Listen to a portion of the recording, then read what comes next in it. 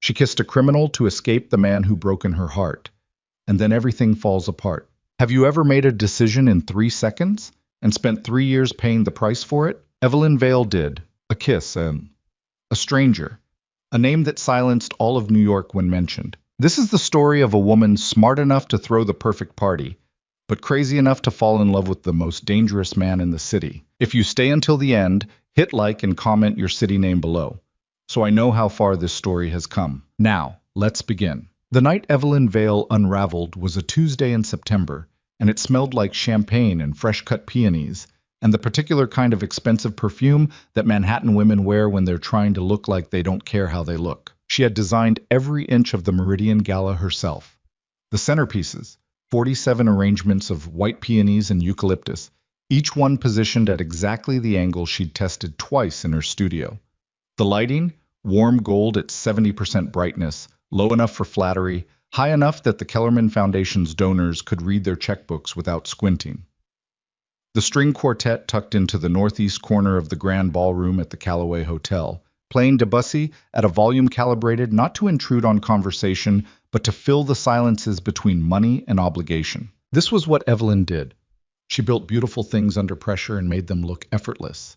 She had been doing it since she was 24 years old, running courier errands for an event firm that didn't know what to do with a girl who color-coded her anxieties into spreadsheets and never, not once, missed a deadline. That was 9 years ago. Now her firm, Vale and Associates, handled 12 major events annually, employed 6 full-time coordinators, and had a wait list so long that Evelyn had stopped returning calls from clients who didn't have a referral. She was good at control. She was exceptional at distance. And she was 3 glasses of Sancerre into what should have been an unremarkable professional evening when she looked up from her clipboard and saw Adrian Cross moving through the crowd toward her like water finding the lowest point in a room. Her stomach didn't drop. It was worse than that. It simply stopped. Like a clock someone had reached into and grabbed the hands of. She stood very still beside the floral installation near the east entrance and did what she always did when something threatened to breach the perimeter she kept around herself. She assessed. 7 months. That was how long it had been since Adrian sat across from her at a restaurant she'd made a reservation at, ordered his usual, the halibut, sparkling water, no dessert, and told her, with the same emotional register he used for conference calls, that he didn't think their engagement was working anymore. He'd laid out his reasons with the calm, unhurried logic of a man who had made his decision some weeks prior and was now simply delivering the paperwork. There was no cruelty in it. That was the thing she could never quite explain to her friends or her sister or the therapist she'd seen for 6 weeks before stopping. There was no cruelty, just absence. A clean, sterile nothing where 2 years of her life used to be. She had not cried until she was in the elevator going down. She had not broken down until she was in the cab. She had not told anyone the full truth of how bad it was, because the full truth was that she'd handed someone all the pieces she kept hidden, and he'd handed them back without even understanding what they were. And now here he was, at her gala.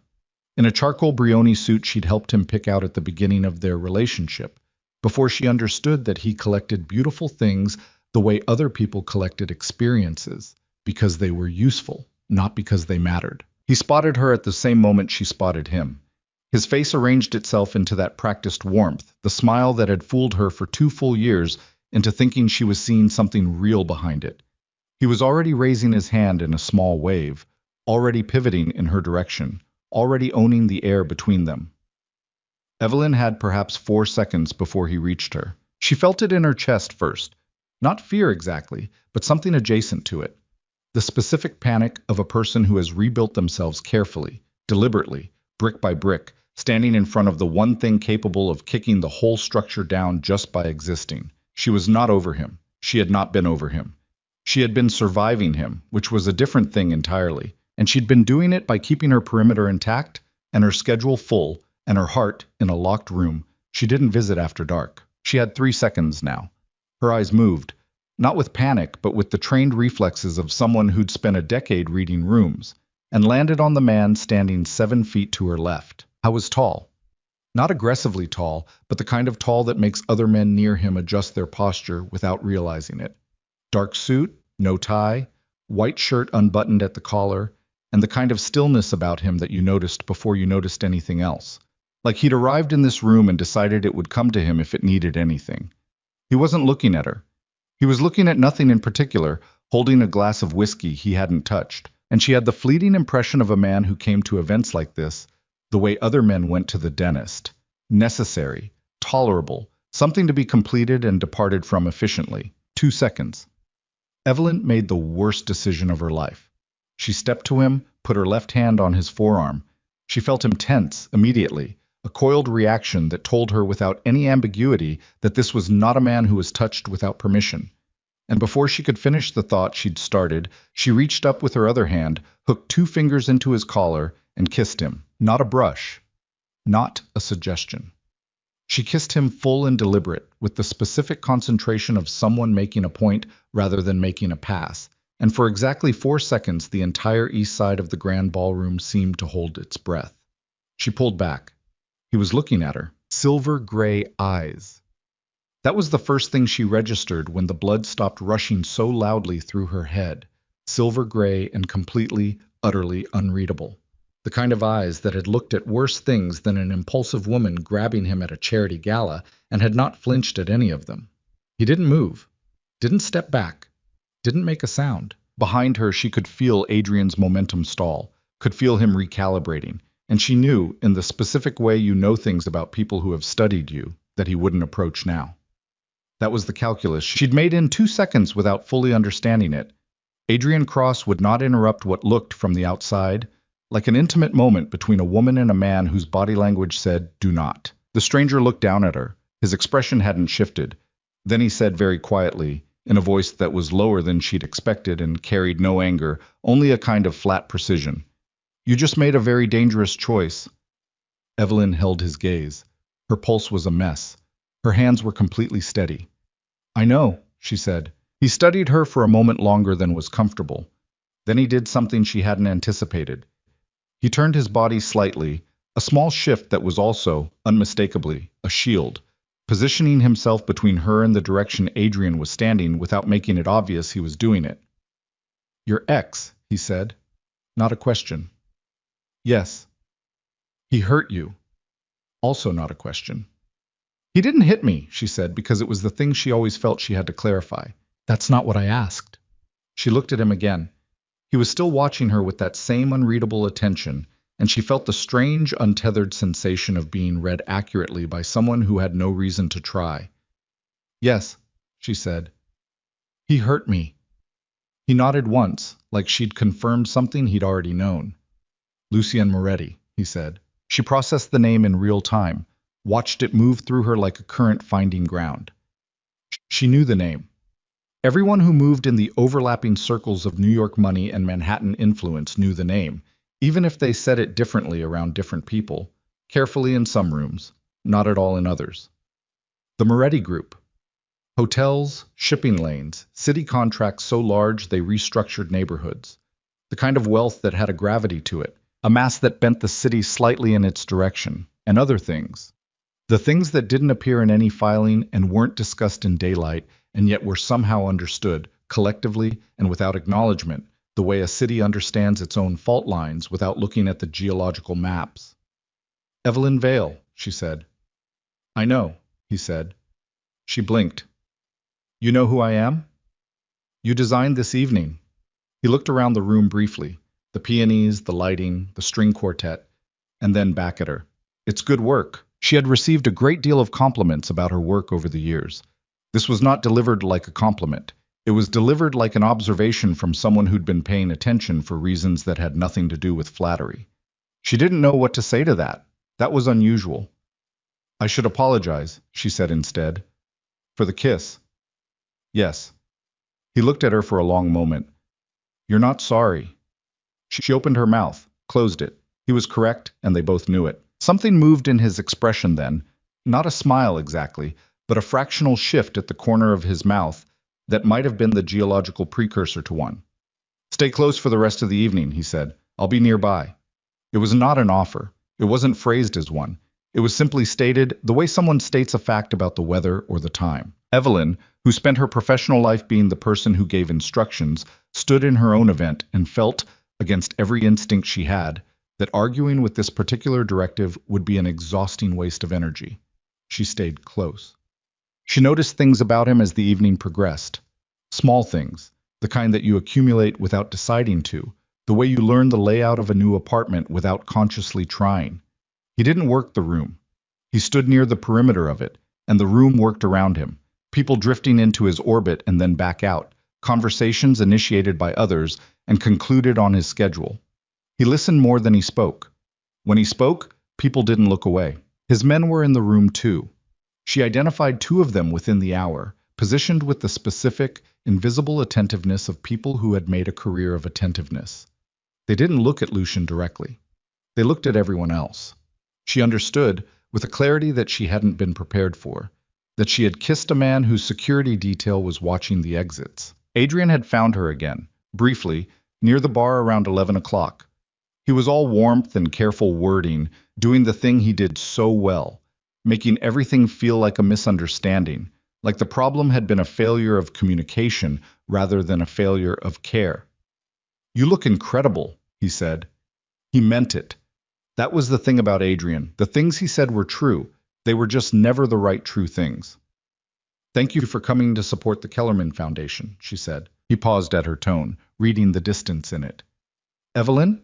I have to check on the dessert service," she said. "Enjoy the evening." She walked away from him for the second time in 7 months, and this time it was easier. Not painless, but easier.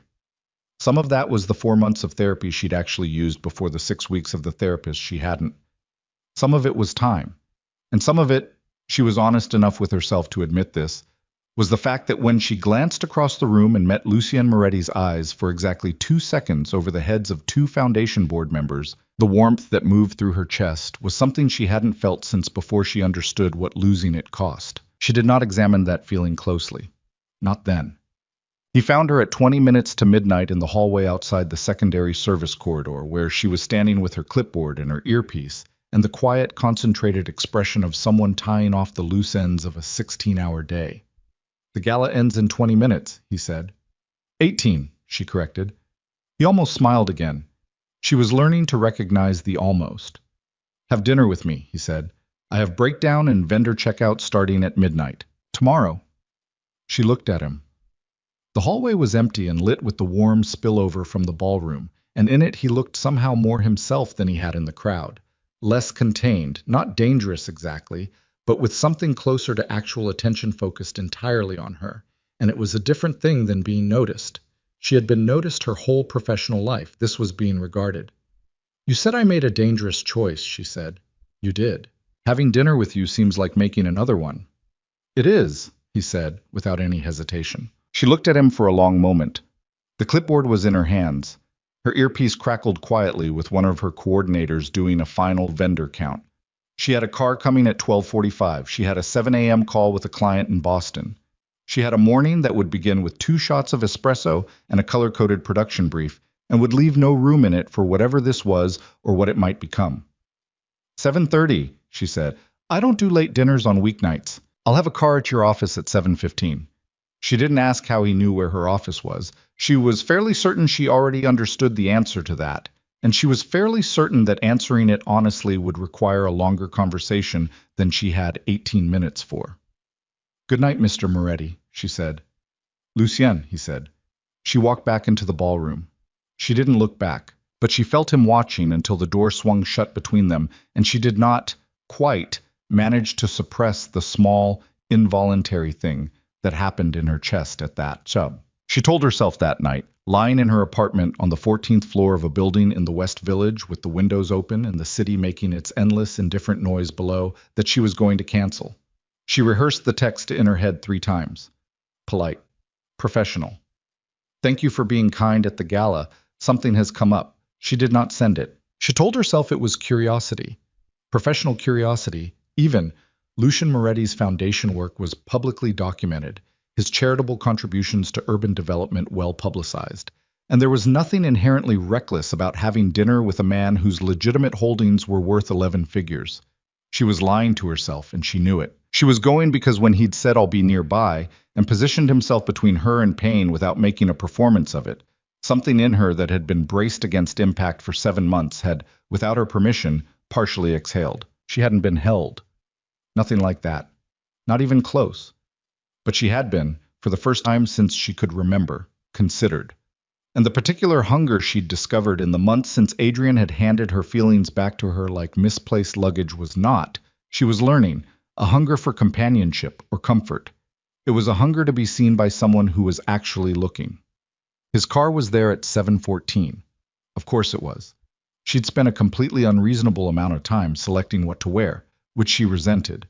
Not the time exactly, but the fact that she cared because caring meant vulnerability. And vulnerability had a cost she was still in the process of calculating. She settled on a midnight blue dress she'd had for 3 years, simple and cut well, because she believed in not announcing effort even when she was making it. The driver, who introduced himself as Thomas and did not offer any further details, took her to an address in the meatpacking district that she did not recognize. No signage on the building. A single black door set slightly recessed into an unmarked brick facade.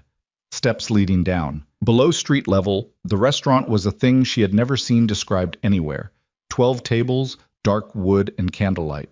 A wine cellar built into the exposed stone wall. A kitchen she could hear but not see. The maitre d' met her at the bottom of the stairs with the particular composure of someone accustomed to unusual arrangements, and guided her to the only occupied table in the room. Lucien was already seated. He stood when she arrived. She noted this without making much of it, but she noted it, and waited until she was settled before he sat back down. "There's no menu," she observed. "They cook what's good tonight," he said. "I'll tell them if you have preferences." "I don't eat pork." He nodded once. That was apparently sufficient. "You shut down an entire restaurant," she said. "I own the building. They were closed tonight anyway." She looked around at the 12 empty tables, the full wine cellar, the candles burning in a room specifically arranged for one conversation, and she thought, this man does not do things by half. "That's an unusual amount of effort for a first dinner," she said. "I don't like being interrupted," he said. It was so simple and so completely himself.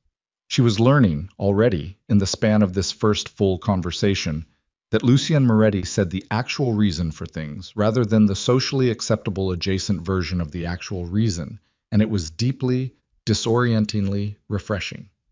"Most men," she said, "would have said something like, 'I wanted the evening to be special.'" "That's true too," he said, "but it's not the first reason." She looked at him across the table.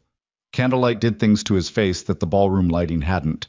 Showed the lines around his eyes that were either from squinting in sunlight or from a specific kind of sustained, effortful tension, she couldn't yet tell which. Showed the slight unevenness of a jaw that had been, she thought, broken at some point and healed slightly off. He was not conventionally handsome in the way Adrian had been. Adrian, who'd had the easy symmetry of a man designed for the surface of things. Lucien looked like a face that had made its way through actual time. She found she preferred it. "Ask me the question you've been working up to since yesterday," he said. She didn't pretend not to know what he meant. "Your family's history with—" "Say it plainly," he said. She met his eyes.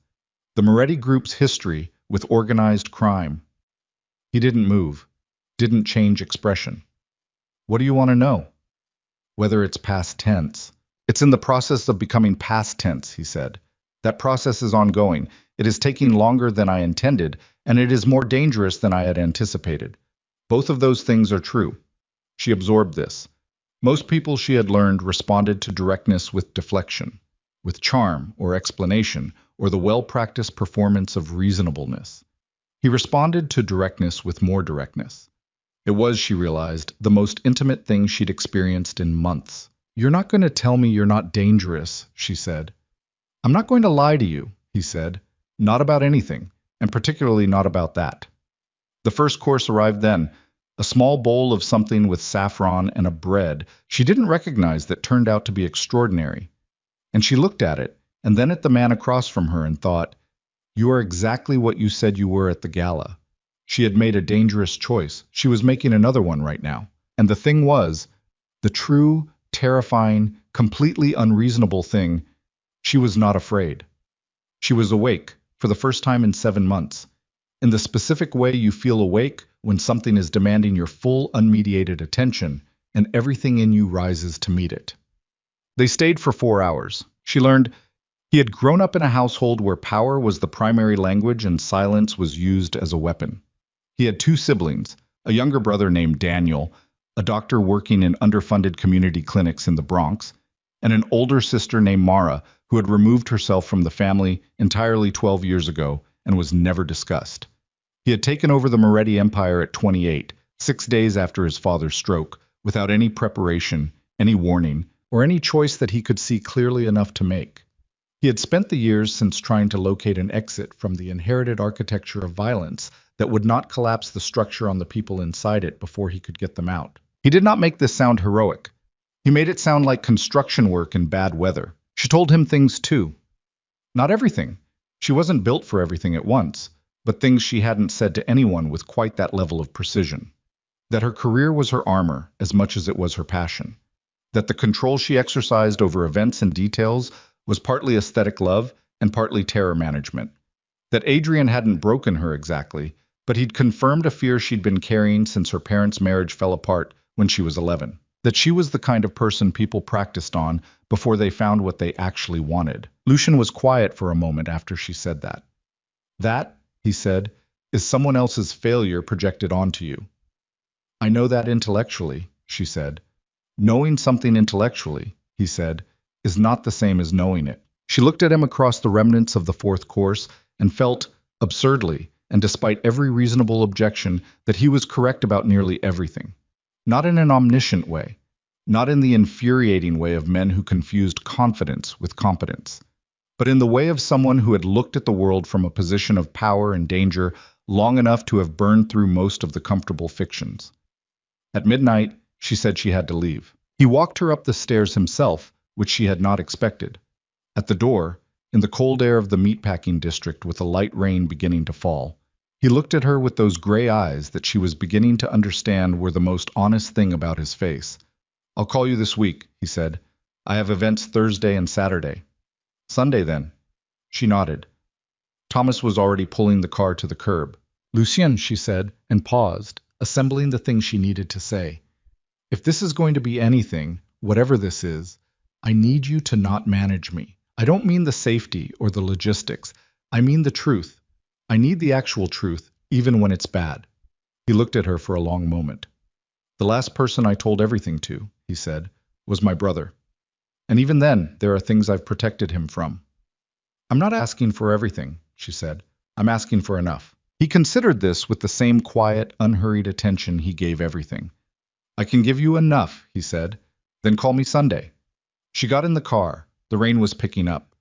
Through the window, she watched him standing outside the unmarked door, hands in his pockets, the slight evidence of that almost smile still in his face. And she thought, I have just agreed to step closer to a man who told me, within the first 30 seconds of knowing me, that I'd made a dangerous choice. And she thought, he was right. And she thought, I don't care. She faced forward and watched the city slide past in the rain, lit and indifferent and magnificent, and she felt the thing in her chest that had been locked up for 7 months doing something she hadn't authorized it to do. It was opening. She didn't stop it. She didn't have the first idea what was coming, what it would cost her, or what she would be asked to survive before any of this resolved into something she could hold without bleeding. What she knew, in the seat of a car in the rain, heading home through a city that neither of them controlled as much as they'd told themselves, was that she was more awake than she had been in years.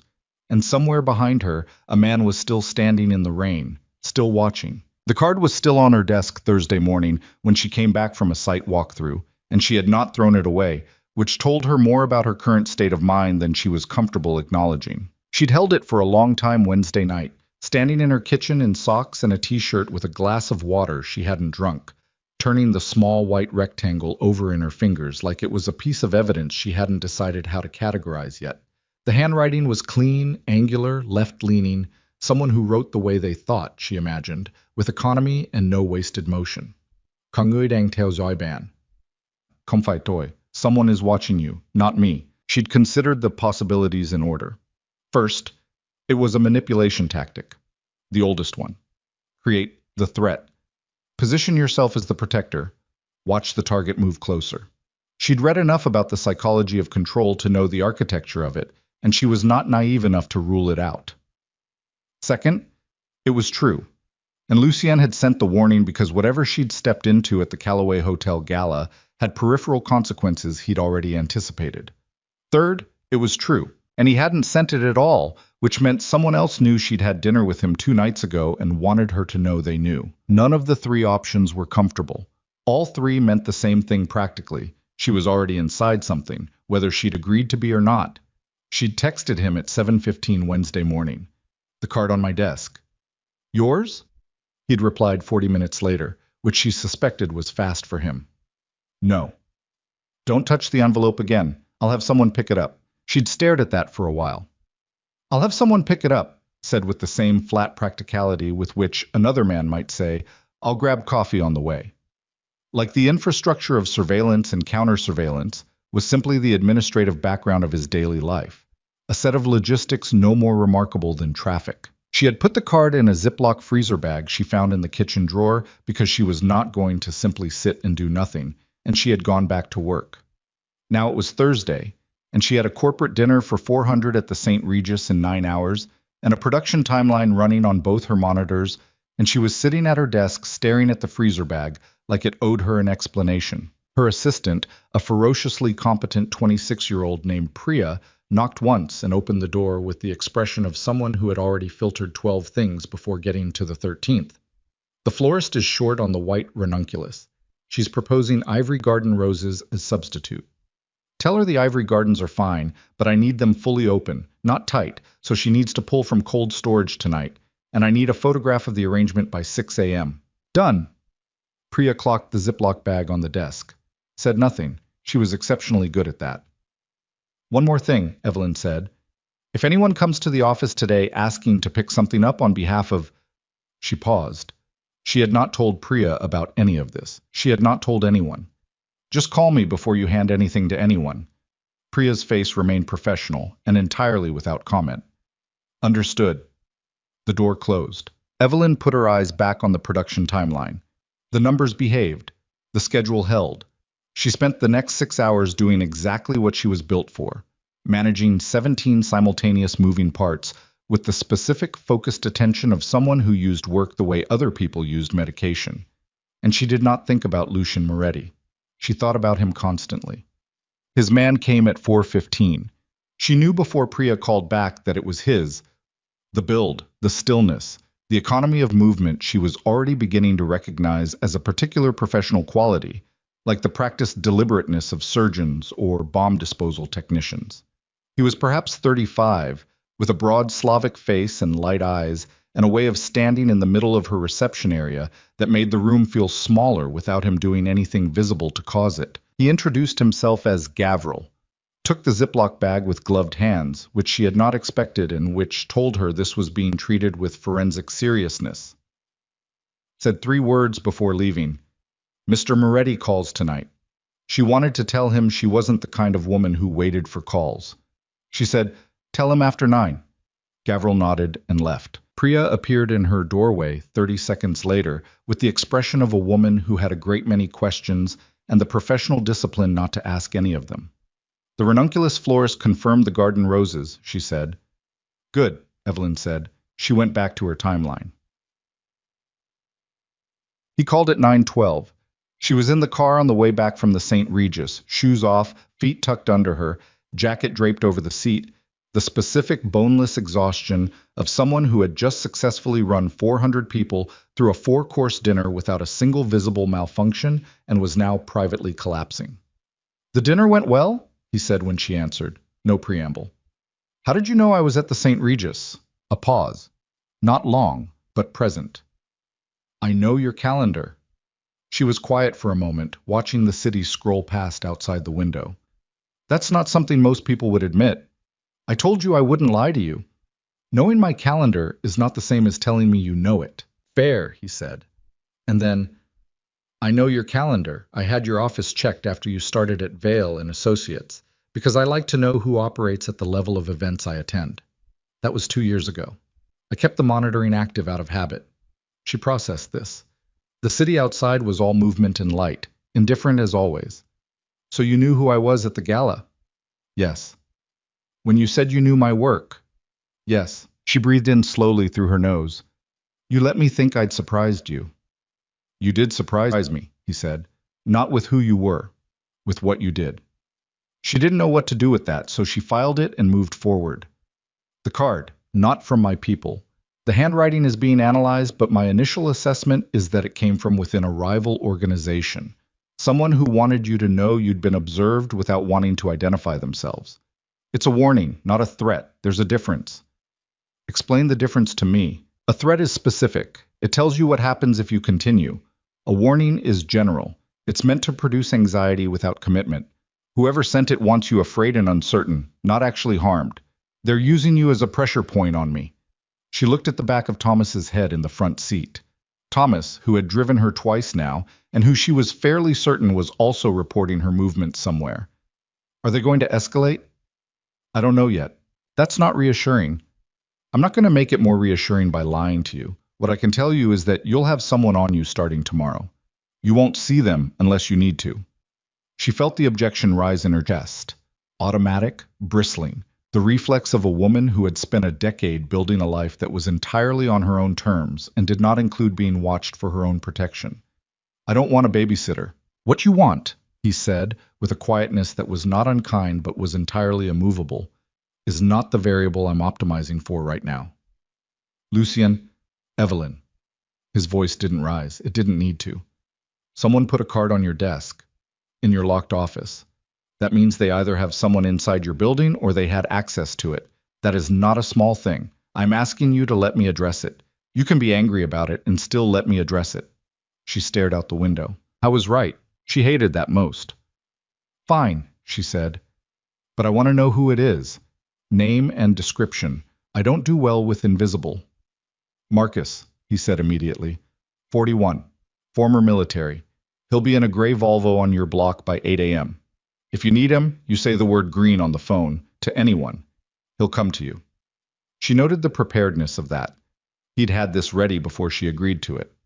You assumed I'd say yes. I assumed, he said, that you were intelligent enough to prioritize your own safety over your preference for independence. I was right. She was quiet for a moment. Outside, her building appeared around the corner. You're going to be a very difficult person to be involved with, she said. Another pause. This one different, shorter, warmer at the edges. Yes, he said. I know. Sunday, she said. Sunday, he confirmed. She hung up and sat in the stopped car outside her building for a moment, shoes still off, jacket still over the seat, the remnants of a 16-hour day settling into her bones. The city was loud and she was tired, and somewhere on her block there was a gray Volvo that hadn't been there before. She got out of the car.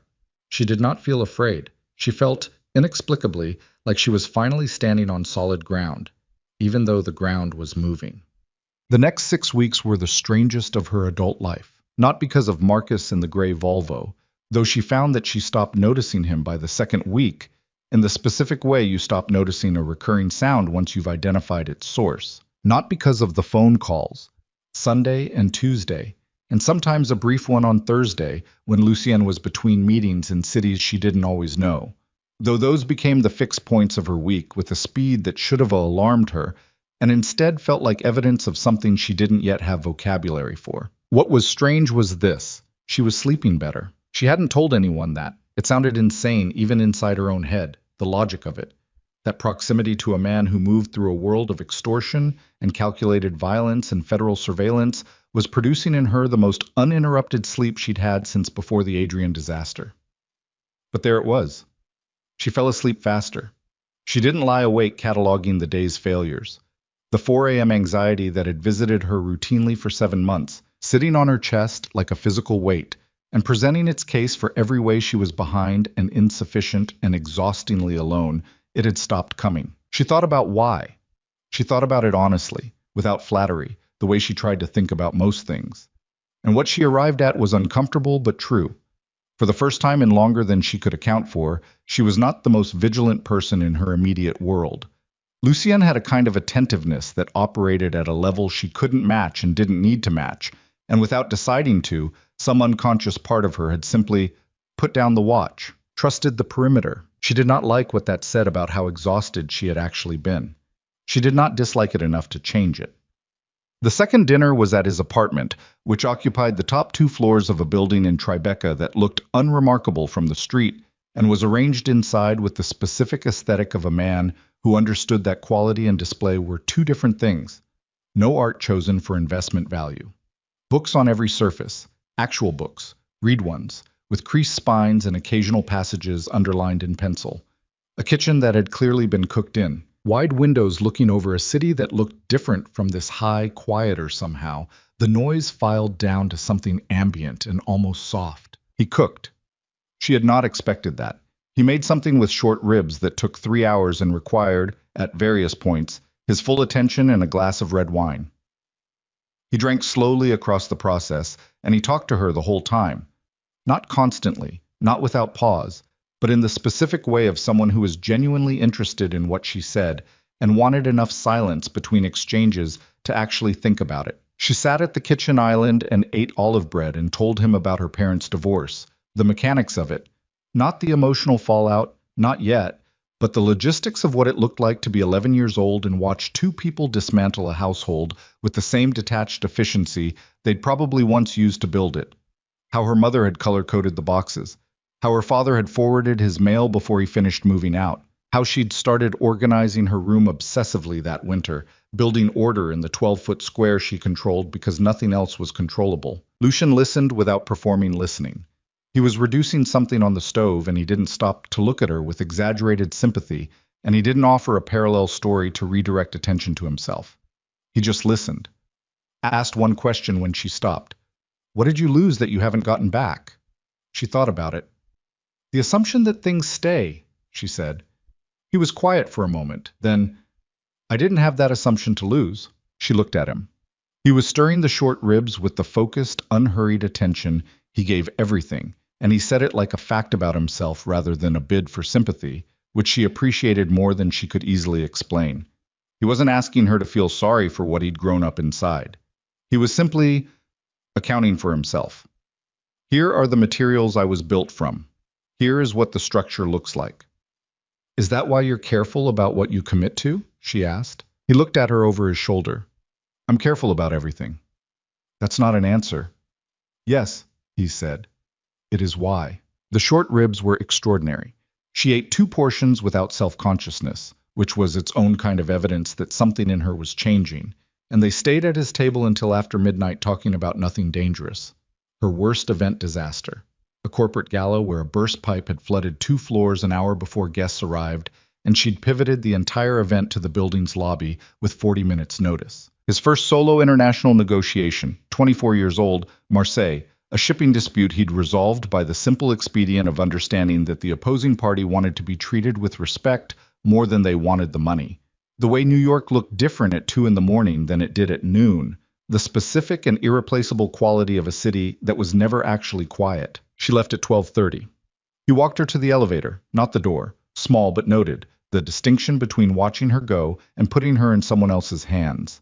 In the elevator going down, she stood with her back against the polished wall and looked at her own reflection in the mirrored door and thought, "I am in serious trouble." She was smiling when she thought it.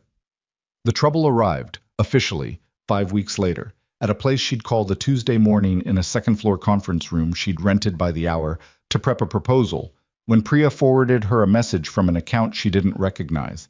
The message was 4 words. No signature. Ask him about Brennan. She sat with it for 2 full minutes. Then she called Lucien. He answered on the second ring. She read him the message without preamble. The silence that followed was 3 seconds, which from a man who never wasted words was a significant duration. "Where are you?" he said. "Conference room on 23rd. Why? Who's Brennan?" "I'll call you back in 10 minutes. Lucien, 10 minutes, Evelyn." And the line went dead. She put the phone down on the table and looked at the proposal materials spread across it. Venue layouts, catering estimates, lighting schematics, and felt the clean professional world of her work existence pressing against the other thing. The new thing. The thing she'd let get close enough to press back. He called back in 8 minutes. "Ray Brennan is a city councilman on 3 of my foundation's advisory boards. He's also been accepting payments from a subsidiary connected to my family's older operations. I've been managing his extraction from those ties for 2 years, quietly, Because if it becomes public, it implicates the foundations, and the foundations are the cleanest things I have. She absorbed this. Someone wants me to know about it. Someone wants me to know that they can reach you with information designed to make you distrust me. His voice was even, controlled. It's the same logic as the card. They're testing whether you're a vulnerability. Am I? Not if you trust me.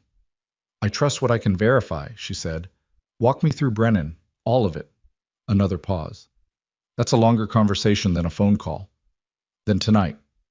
Tonight, he agreed. She hung up and sat in the conference room for a moment, looking at her proposal materials. Then she picked up her pen and went back to work. Because the work was here, and it was real, and it needed her. And falling apart in rented conference rooms at 10 in the morning was not something she was going to start doing now. But her hand, she noticed, was not entirely steady. The Brennan explanation took 2 hours and a bottle of wine she barely drank, and the particular, stripped-back exhaustion of a man accounting fully for something he was not proud of. Not Brennan himself. The councilman was a secondary character in the story, a venal man in a system that rewarded venality, less interesting for his corruption than for what his corruption represented. The deep roots of the old empire reaching up through the legitimate ground Lucian had been trying to build on top of it. What she understood by the end of the 2 hours was something she hadn't fully grasped before. The process Lucian was trying to execute wasn't clean. It wasn't a redemption narrative with a clear before and after. It was daily, grinding, unglamorous work, identifying every connection, every leverage point, every person whose exposure would trigger a cascade of further exposure, and doing it without setting off the alarm systems of the people he was dismantling, who were not small and not passive and not slow. How long? She asked when he stopped. To complete it? 2, maybe 3 years if nothing accelerates. And if something accelerates? He looked at her across the table. In 2 months she had gotten better at reading the geography of his face, the subtle pressure changes that stood in for what other people expressed with larger movements. What she saw now was not fear. She didn't think he did fear the way most people did, but something honest and close to it. Then it gets loud, he said. She put her glass down. And dangerous. Yes. For people near you. He didn't look away. Yes. She'd known this. She'd known it from the first 30 seconds. But knowing a thing theoretically, and sitting across from it in real light, with a man who was looking at her like she was something he wasn't willing to categorize as expendable, those were different experiences. You should probably tell me to leave, she said. I'm not going to do that. Why? I was quiet for a moment, and then he said with the same simplicity he used for every true thing, because you're the only person in a very long time who's talked to me like I'm a person rather than a position. And I am, apparently, capable of being selfish about that. She looked at him. The apartment was quiet around them. Outside, 30 floors down, the city was making its unreachable noise. I'm not leaving, she said. I'm just telling you I know the terms. He nodded once, slowly. I know you do. It was 3 weeks after that when the world shifted in a way neither of them had quite anticipated. And it had nothing to do with anonymous messages or city councilmen or the patient, grinding work of dismantling an empire. It had to do with Adrian Cross. She'd run into him. Not by design, not by his design either, as far as she could tell. At an industry dinner she couldn't avoid, seated 2 tables away by the particular cruelty of alphabetical placement. He'd looked across the room at her once. She'd looked back, and something in his face had rearranged itself in a way she hadn't seen before. Something that might have been, on a more emotionally available man, actual regret. She'd thought about it on the way home. She'd thought about it with the specific objectivity of someone who has had enough distance, to be honest. And what she'd arrived at was this. Adrian had not been a villain. He had been, in the most disappointing possible way, simply insufficient. He had never had the range for what she actually needed, and she had convinced herself for 2 years that what she needed was something smaller, because smaller felt safer, and safe felt like enough when you were tired. She called Lucian from the cab. I saw Adrian tonight, she said. I know, he said. There was the sound of him setting something down, clearing space for the conversation. How was it? She looked at the city going past. Smaller than I remembered, she said. He was quiet for a moment. Good, he said. And something in the word, not triumph, nothing like that, just the low, even warmth of a man who had been patient about something for longer than he'd let show, made her close her eyes. Lucien, she said. Yes. I need you to say something true to me right now. She heard him breathe, heard the quality of his attention focus in the way it did, that particular gathering stillness. I have not, he said carefully, wanted anything for myself in a very long time. I want this. She sat with that. Okay, she said. Okay, he said back. She got home. She unlocked her apartment. She stood in her kitchen for a long time in the dark, not turning on the lights, feeling the city thrumming under her feet through the building's bones. And she made the decision that she'd probably been building toward since the night she'd grabbed a stranger by the collar and kissed him in front of half of Manhattan. She was in this. Whatever this was, however loud it got, she was in it. The morning it stopped being theoretical came on a Wednesday, 2 days later, without warning of any kind. She was at her desk at 8:40 when Priya opened the door with an expression she hadn't seen on her before. Not the filtered professionalism, not the efficient neutrality, but something beneath both of those, a tightness around the eyes that arrived before the words did. There's a man downstairs, Priya said. He says his name is Vittorio D'Angelo. He says he'd like 10 minutes with you. A pause. He says to tell you, no associates, no pressure, just coffee. Evelyn looked at the name and felt it move through her the way the name Moretti had moved through her at the gala, not with fear, but with recognition. The sound of consequence arriving at the address she'd given it. Vittorio D'Angelo. She knew enough now to know exactly who that was. She looked at her desk, at her timeline, at the work that needed doing and the day she'd planned and the clean, controlled professional world she'd built over 9 years. She picked up her phone and looked at it for a long moment. She did not call Lucien. She stood up, straightened her jacket, and said to Priya, "Tell him I'll be down in 5 minutes." Priya's expression tightened further. "Miss Vale." 5 minutes, Evelyn said. "Then call Marcus and tell him green." She walked to the mirror behind her office door and looked at herself. Steady eyes, good posture, the face she put on for rooms that needed her to be the calmest person in them. Then she went downstairs to meet the man who had come to determine whether she was a weapon or a wound. She had every intention of being neither. The Café Vittorio had chosen was 3 blocks from her office, a narrow place with exposed brick and small marble tables, and the kind of ambient noise that made it impossible to record a conversation clearly. She noted this the moment she walked in, and noted that he had chosen it for exactly that reason. He was already seated. Of course he was. Vittorio D'Angelo was 61 years old and looked like a man who had spent those years being consistently underestimated, which she suspected was a condition he had cultivated deliberately. Medium height, soft around the middle, silver hair combed back with the unhurried care of someone who had time for such things. His suit was good but not aggressive about it. His hands, folded on the table around an espresso cup, were the hands of a man who had never needed to use them directly and had always had other people for that. He stood when she approached, pulled out the chair across from him with a courtesy so practiced it had become indistinguishable from sincerity. "Miss Vale," he said. "Thank you." She sat, did not return the pleasantry. "You have 10 minutes.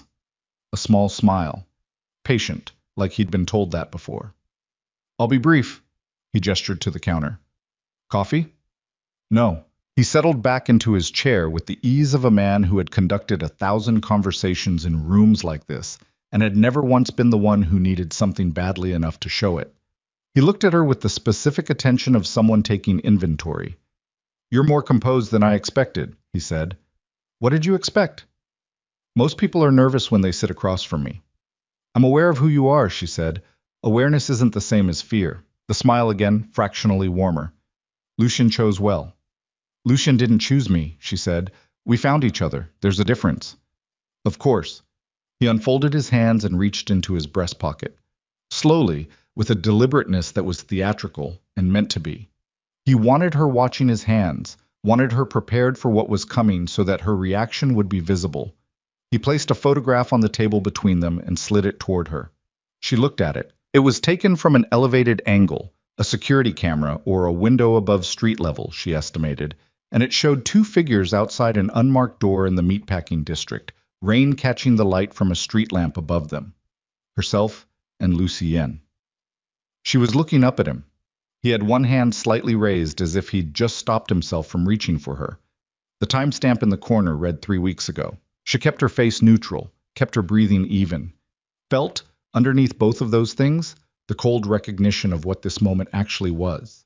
A man showing her that he'd had eyes on her since the beginning. That whatever safety she'd felt in Marcus and gray Volvos and encrypted burner phones had a ceiling she hadn't known about. "You're trying to determine whether I'm a vulnerability," she said. She kept her voice flat. "Whether Lucien has exposed himself through me." Vittorio tilted his head slightly, like a professor whose student had answered correctly but was still watching to see if she'd push further. "More specifically," he said, "I'm trying to determine whether you understand what you've walked into."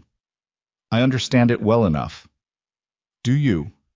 He picked up his espresso, drank, set it down. "What did he tell you about the federal arrangement?" She didn't answer. Not because she didn't know. Lucien had told her about the long-term federal cooperation, the negotiations designed to dismantle the criminal operations in exchange for reduced exposure on the legitimate side. But because she wasn't going to hand Vittorio a confirmation of anything, he nodded, reading her silence accurately. "He told you. Good. Then you know he's been feeding information to prosecutors for—" He glanced briefly at the ceiling as if calculating, "approximately 14 months. You know the agreement involves full disclosure of the financial infrastructure, including third-party partners." He looked at her again. "You know that several of those third-party partners are not going to accept that disclosure calmly." "Is that a threat?" "It's a fact," he said. "I am giving you facts, Miss Vale. That is all I am here to do." He reached into his pocket again, same slow deliberateness, and placed a second item on the table. Not a photograph this time. A folded piece of paper. She didn't reach for it. "Names," he said.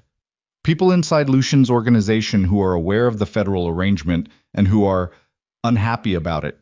People who will act on that unhappiness." He paused. "People who know exactly where you live." She looked at the paper, looked at him. "Why are you telling me this?" "Because I want Lucien to stop," he said, simply, without heat. "And I believe you are the most efficient path to that outcome. Not because you're controllable, you're clearly not, but because you're rational. And rational people, when properly informed, make rational decisions. You want me to talk him out of the federal cooperation. I want you to understand that if he continues, the damage will not be contained to him." He tapped the folded paper once with one finger. "Take it, read it, then make your own choice." He stood, buttoning his jacket with the same unhurried precision. "I have no interest in harming you, Miss Vale. I have significant interest in survival. Those two positions are, for the moment, compatible." He looked down at her from standing height, and his face had lost the warmth of the practiced courtesy. What was underneath it was not cruel. It was simply old, the face of a man who had made peace with the things he'd done and was no longer interested in performing regret about any of them. He can't protect you from what's already inside his house. He left. No goodbye. No theater of departure. He simply walked out the door and onto the street and was gone in the way of people who have mastered disappearing. Evelyn sat at the small marble table for 30 seconds. Exactly 30 seconds. She counted them, because counting was something she could control. Then she picked up the folded paper. Then she took out her phone and called Marcus directly for the first time. "I'm coming out the front," she said. "I need to go to Lucien. Now." She did not call Lucien first.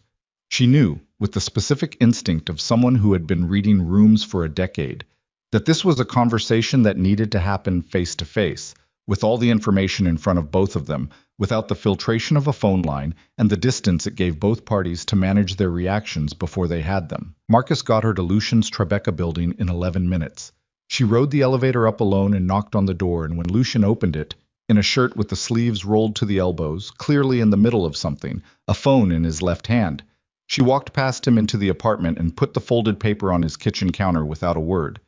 He looked at it, looked at her. "Sit down," he said. "I'm fine standing." "Evelyn." "I just had coffee with Vittorio D'Angelo," she said. "I don't want to sit down." He went very still. The phone in his hand lowered slowly to his side. "You went." "I went." "I told you." "You told me not to go, and I went anyway. And before you say anything else, I need you to read that paper, because what's on it changes the conversation we're about to have." He looked at her for a long moment. She met it. Her pulse was elevated. Not with fear, not exactly, but with the specific adrenaline clarity of someone who had just walked through something and was still running the inventory of what it had cost. He picked up the paper, unfolded it, read it. His face did not move. It never moved. But she was learning to read what stillness meant on him, and what she saw in the seconds he spent looking at that paper was not surprise. She registered that before she registered anything else. "You knew," she said. He folded the paper, set it down. "Lucien." "Two of those names," he said carefully, "I have been watching for 3 months. That's not what I asked. The third name—" He stopped. She waited. "The third name," he said, "I did not know. And that is a problem." She looked at the paper on the counter. 3 names. She hadn't recognized any of them. "Who is it?"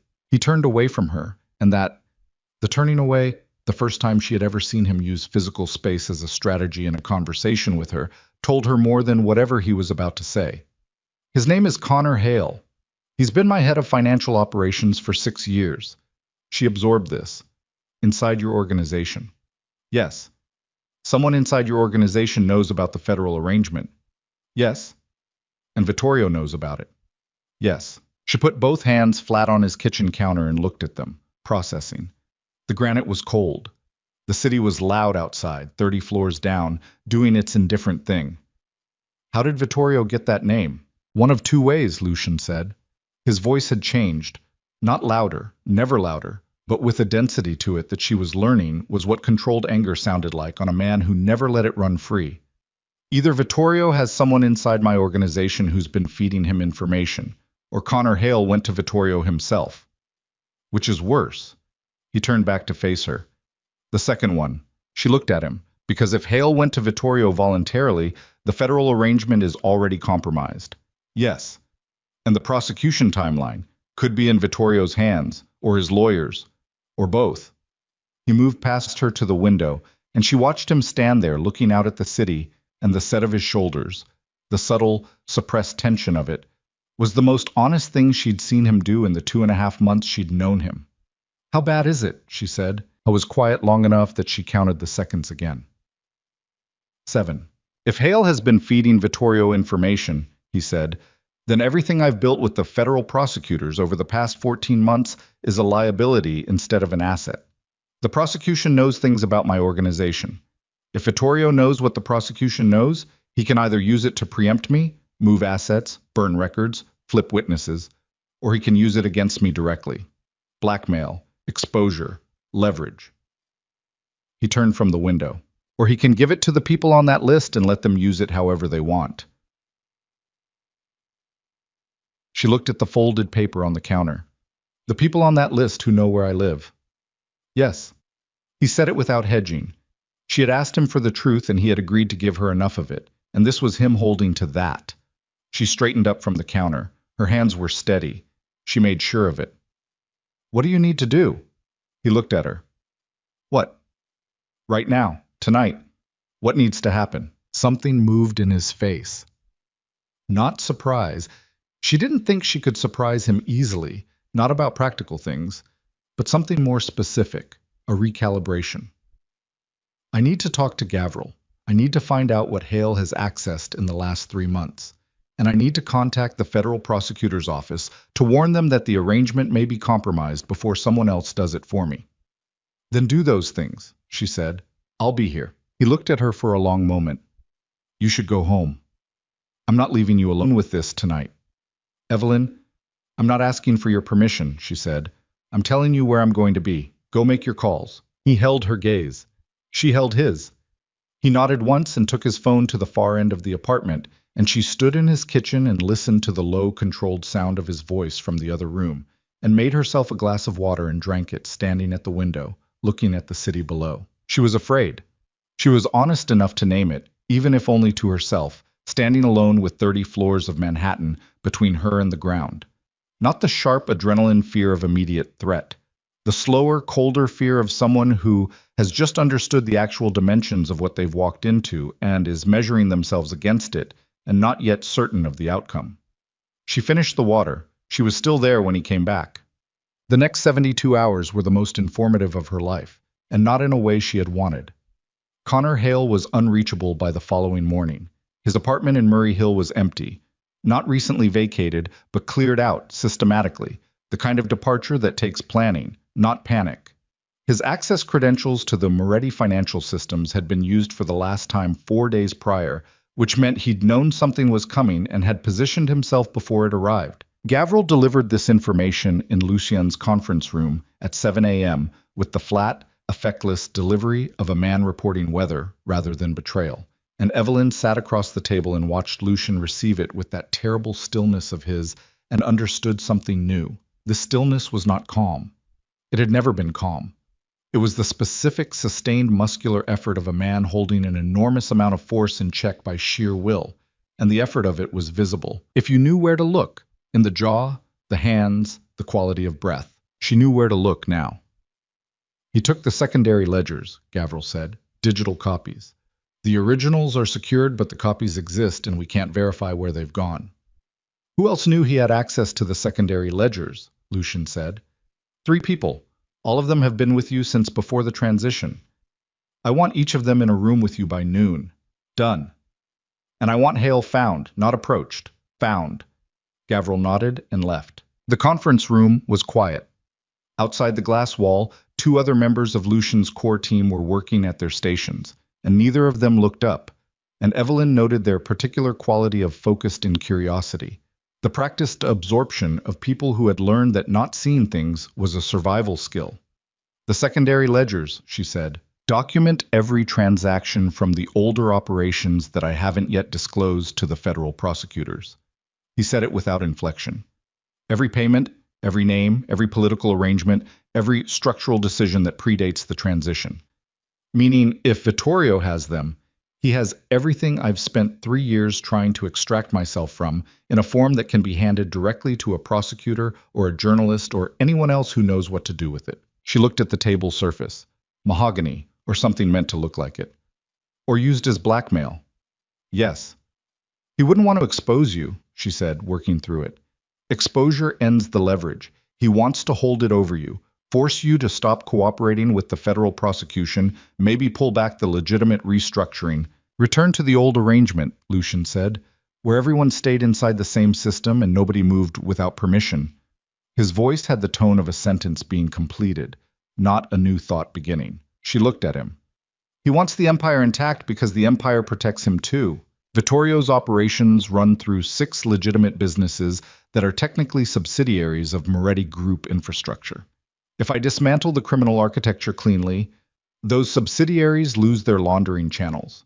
He paused. I've known this for 2 years. I've been building the exit route slowly enough that he couldn't react before it was complete. Hale just handed him the alarm. She absorbed this. All of it. The whole structure of it. The years of careful architecture and the single point of failure and the way it had unraveled not with violence but with a man quietly copying files and walking out a door. What happens now? She said. He looked at her, and for the first time she saw something she hadn't seen on him before. Not fear, still not quite that, but the thin edge of something that in another context she might have called lost.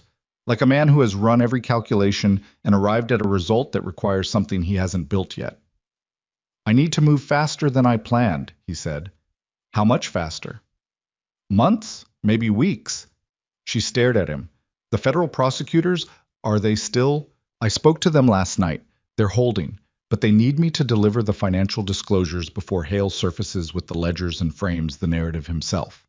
If he goes to Vittorio's lawyers first, everything I've spent 3 years building reads as a criminal trying to preempt exposure rather than a cooperating witness voluntarily restructuring. She understood. The difference is who tells the story first. Yes. She stood up. What do you need from me? He looked at her like he was still getting used to that question, to someone asking it and meaning the operational version of it rather than the emotional. Nothing right now. I need you away from this building and somewhere you can't be easily reached. I'm not going into hiding, not hiding, just away from the immediate radius. His jaw tightened fractionally. I need to make several decisions in the next 48 hours that I cannot make clearly if I am simultaneously calculating your exposure. She opened her mouth. He looked at her, and something in the look was not a command.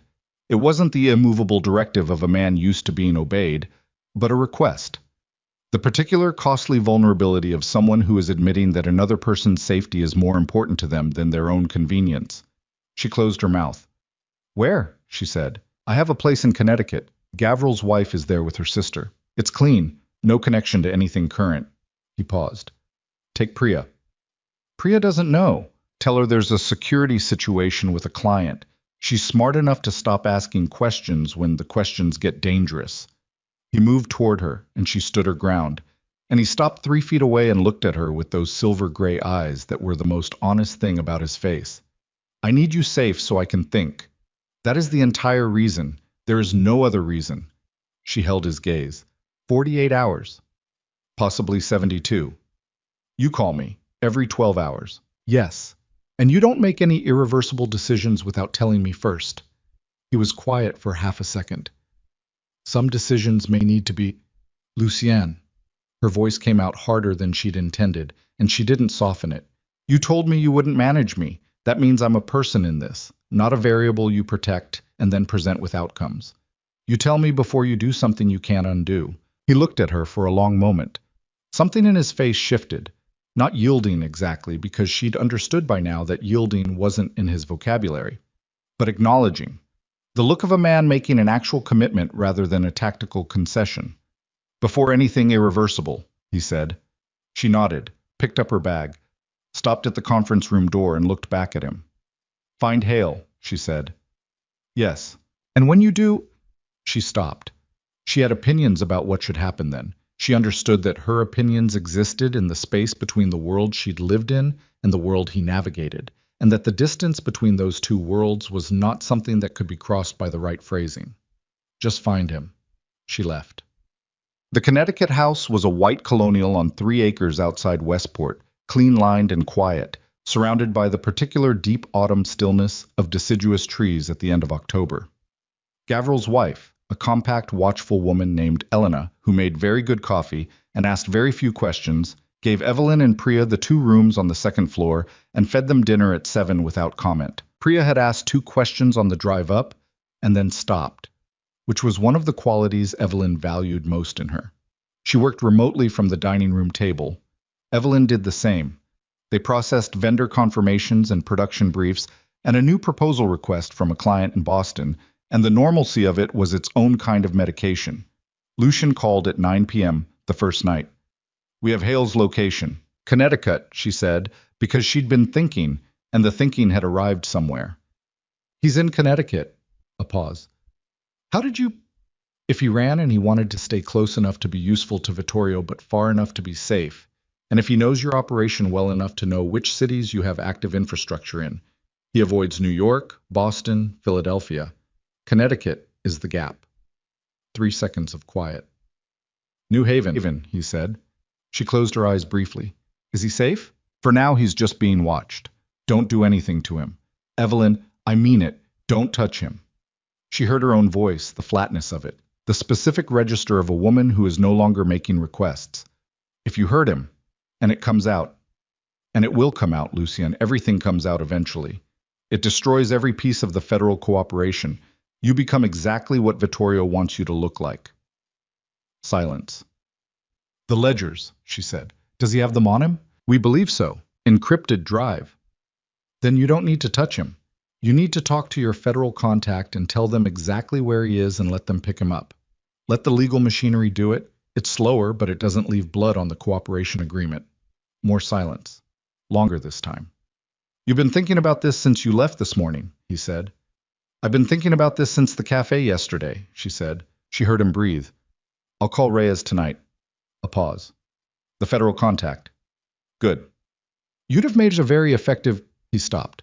What? Nothing. But the ghost of that almost smile was in his voice, and she felt it across 90 miles of Connecticut darkness like a hand placed carefully over hers. 12 hours, she said. Call me.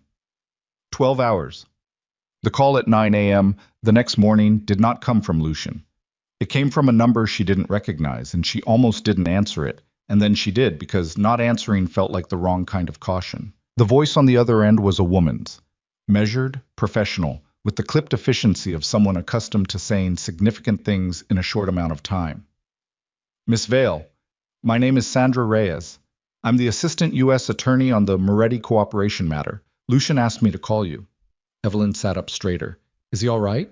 He's fine. He asked me to reach you directly because there's a development he thought you should hear from me rather than him. A pause. Brief, professional. We picked up Connor Hale at 6:40 this morning at a motel in New Haven. He had the encrypted drives. He also had another pause, this one slightly different in quality. He had a conversation recorded on his personal phone, a phone call made 11 days ago. Evelyn waited. The call was between Hale and a third party discussing the specifics of the federal cooperation arrangement, the timeline, the key disclosures, the protection terms. Reyes's voice stayed level. Miss Vale, the call also includes a discussion of you, specifically your address, your schedule, and a proposal to use you as leverage if Lucian attempted to accelerate the cooperation timeline. The room was very quiet. Outside the Connecticut window, a bird moved through the bare branches of a maple tree. Evelyn watched it. How long has Hale been feeding information out, she said. Based on the drive contents, 18 months. She did the math. 18 months.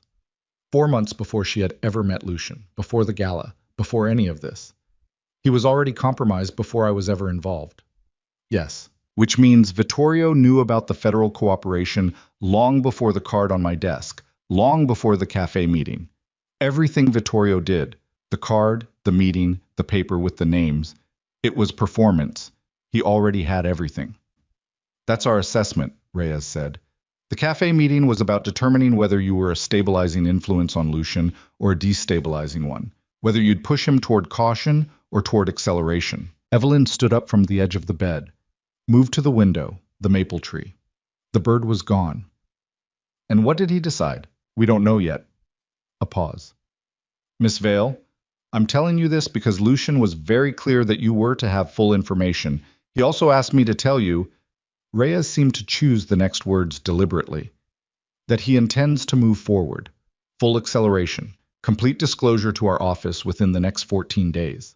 He says to tell you he's made an irreversible decision and is informing you before it executes. He'd remembered. She had asked him, in a conference room 36 hours ago, to tell her before anything irreversible. He'd remembered. She pressed the back of one hand briefly against her mouth. Then she lowered it. Tell him I understand, she said. I'll tell him. And tell him... She stopped. The right words were not the words she would normally use. Not in this context, not on a federal attorney's recorded line. Tell him Green, she said. A brief pause from Reyes. I'll pass that along. The call ended. Evelyn stood at the window of the Connecticut house with the phone in her hand, and the maple tree outside, and the particular clarifying silence of a moment after which nothing will be the same. 14 days. Full disclosure. The entire machinery of the federal prosecution accelerating toward detonation while Vittorio D'Angelo sat somewhere in this city holding secondary ledgers he thought were going to save him. She thought about what that meant. The exposure. The cascade of it. Every name, every account, every arrangement, including the people on that list who knew where she lived, who were now going to watch their protection evaporate in real time. She thought about what it meant for Lucian, what it would cost him. Not just the empire. She understood by now that he'd been willing to lose the empire for years, that the empire was a structure he'd been born into rather than built, and that its loss was a price he'd long since calculated. What it would cost him was the years, the slow, careful work. The version of this that ended cleanly, with minimal damage, with the people inside his organization extracted safely before the building came down. That version was gone. What was left was faster and louder and would leave marks on everyone it touched. She turned from the window. Priya was in the hallway. She'd been quiet, professionally invisible, but the quality of her stillness near the door said she'd understood from context that the morning had changed shape. Evelyn looked at her assistant, 26 years old, ferociously competent, entirely trustworthy, and owed an explanation that Evelyn was not sure she could give fully and not sure she could withhold entirely. We're going back to the city, she said. Priya didn't hesitate. I'll get the car, Priya. She stopped her, chose the words. What I'm about to walk back into. I need you to know it's not a client security issue. It's more complicated, and I need you to decide whether you want to keep working for me knowing that, or whether you want to take the next 2 weeks as paid leave and let me handle this alone. Priya looked at her. Then she said, with the flat certainty of someone who has already made the calculation, "I'll get the car." She walked down the hallway. Evelyn stood in the quiet of the upstairs room for one more moment.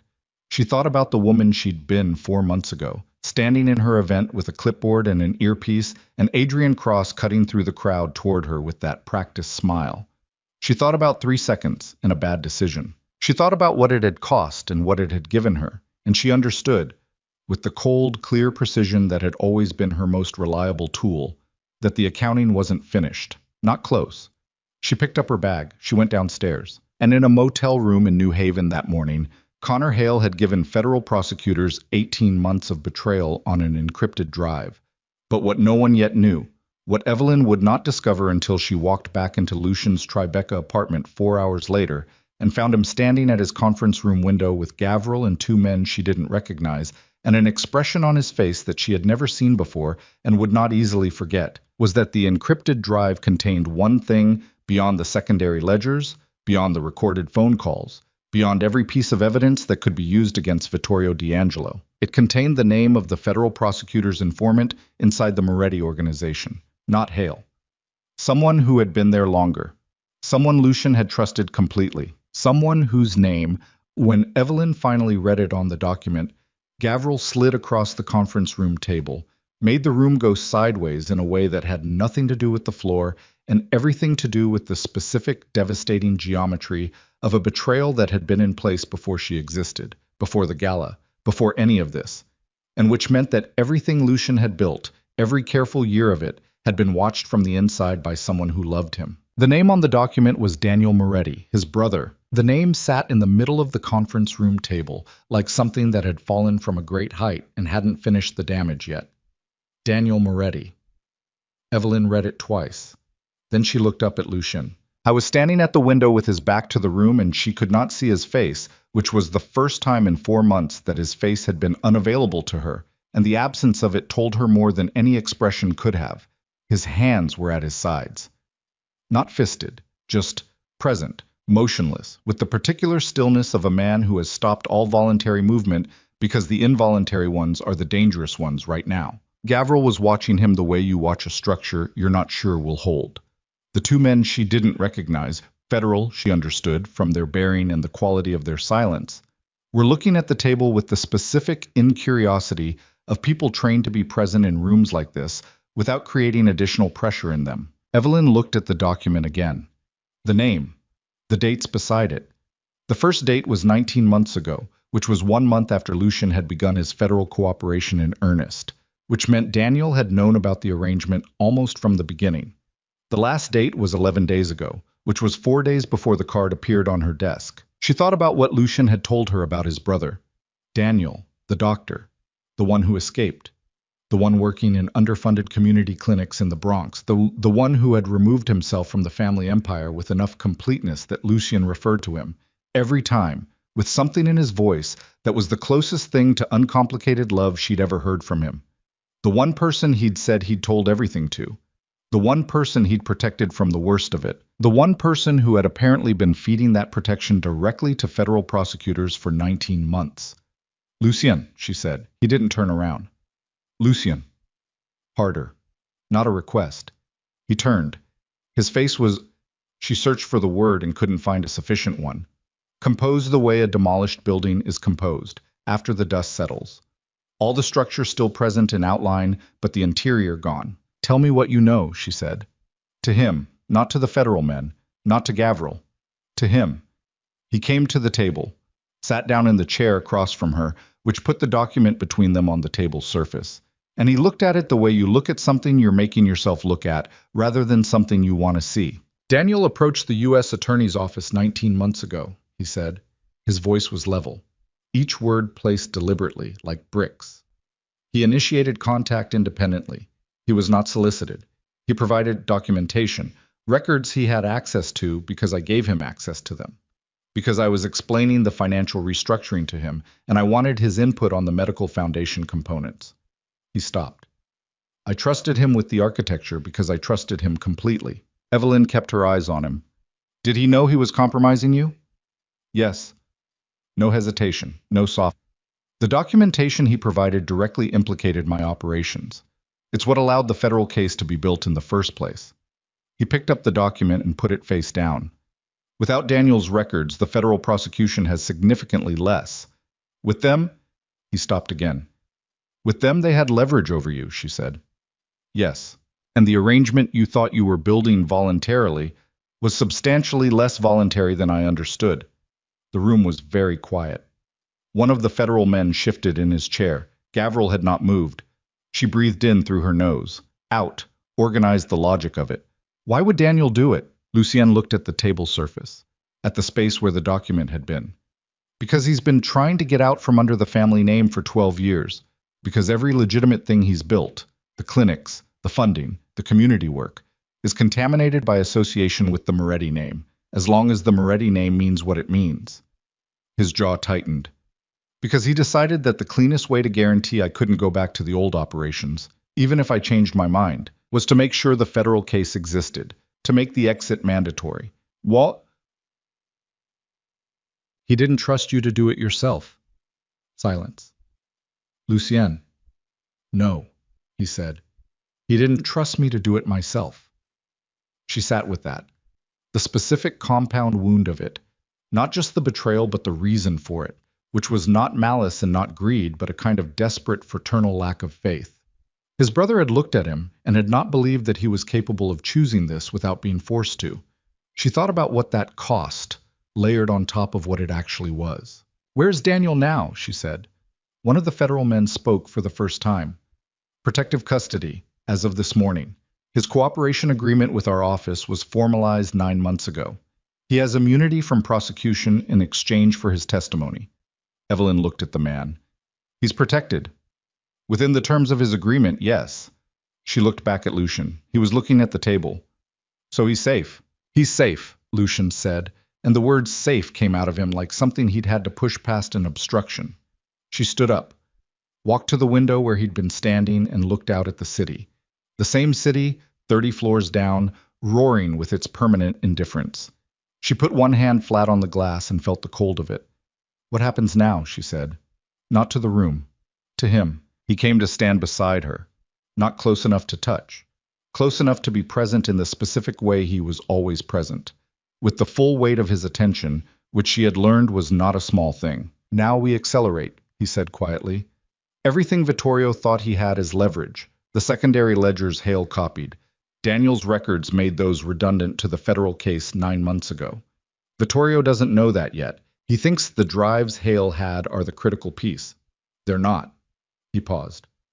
Which means we have a window. How long? Hours.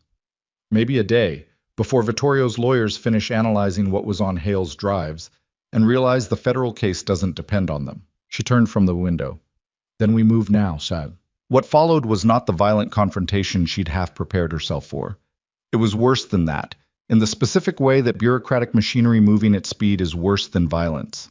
More irreversible, more comprehensive, touching more surfaces with more permanence. Lucien spent the next 6 hours on calls she was not part of, in the conference room with the federal men and Gavril and 2 attorneys who arrived within 40 minutes. And she sat in his kitchen with her laptop and her phone and did something that surprised her in its usefulness. She worked. Not her own work, though Priya, installed at the kitchen island beside her, was handling the operational threads of Vale and Associates with the quiet, complete competence of someone who had made peace with the strangeness of the day. Evelyn worked on what Lucien was doing. She pulled every public record she could find on the Moretti Group's legitimate holdings, studied the board structures, the foundation charters, the charitable partnerships. She built, in a document she labeled framework because she didn't have a better word yet, a picture of what the legitimate architecture looked like, stripped of the criminal infrastructure beneath it. She had managed complex events for 9 years. At their core, every event was the same problem. You had an ideal outcome, you had current conditions, and you had to build the bridge between them in real time while the conditions kept changing. The Moretti Group's restructuring was a larger version of the same problem. The ideal outcome was a fully legitimate operation that survived the exposure of the criminal foundation without collapsing. The current conditions were chaos. The bridge was made of legal frameworks and public narrative, and the specific, careful order in which things were disclosed. She knew how to build bridges under pressure. At 3 in the afternoon, she knocked on the conference room door and opened it. Lucien looked up from the table, which was covered in documents she didn't have clearance for, and his expression when he saw her, the specific, involuntary quality of the thing that moved in his face when she appeared, was something she filed carefully and didn't examine until later. The Kellerman Foundation, she said. It's the cleanest board on the legitimate side. If you're going to issue a public statement about the restructuring, it should come first from Kellerman's executive director, not from you. You distance the legitimate charitable work from the announcement before the announcement happens, and you do it in the next, she checked her watch, 4 hours, before whatever Vittorio is planning has time to frame the story first. One of the federal attorneys looked at her. Who is this? She's with me, Lucien said. Flat, unqualified, final. The attorney looked at the documents on the table, then back at Evelyn. This is an active federal. She stays, Lucien said. The attorney looked at his colleague, then at Lucien. Then he moved on, because there were apparently things in Lucien's voice that federal attorneys also recognized as not worth contesting. Evelyn put her laptop on the table and opened the framework document. The call from Gavril came at 7:46 p.m. She was in the kitchen eating something Elena had sent up from the building staff kitchen. She couldn't have said what it was, only that it was warm and she needed it. When Lucien came out of the conference room and the quality of his movement told her before he said anything that the thing they'd been bracing for had arrived. Vittorio moved, he said. What did he do? He didn't do it himself. He had someone do it. He sat down across from her at the kitchen island, and she registered that he was sitting down, which meant he needed to be sitting down, which meant it was bad. Daniel, he said. Her stomach dropped. He touched Daniel. They took him from the federal safe house 20 minutes ago. The kitchen was very quiet. She could hear the ventilation system of the building and the distant, permanent noise of the city and her own pulse, which had moved into the higher register. It went to when something required her to be fully present, and she had approximately no warning. How? She said. Someone inside the safe house protocol. We don't know who yet. His voice was even, each word still placed deliberately. But she could hear it now.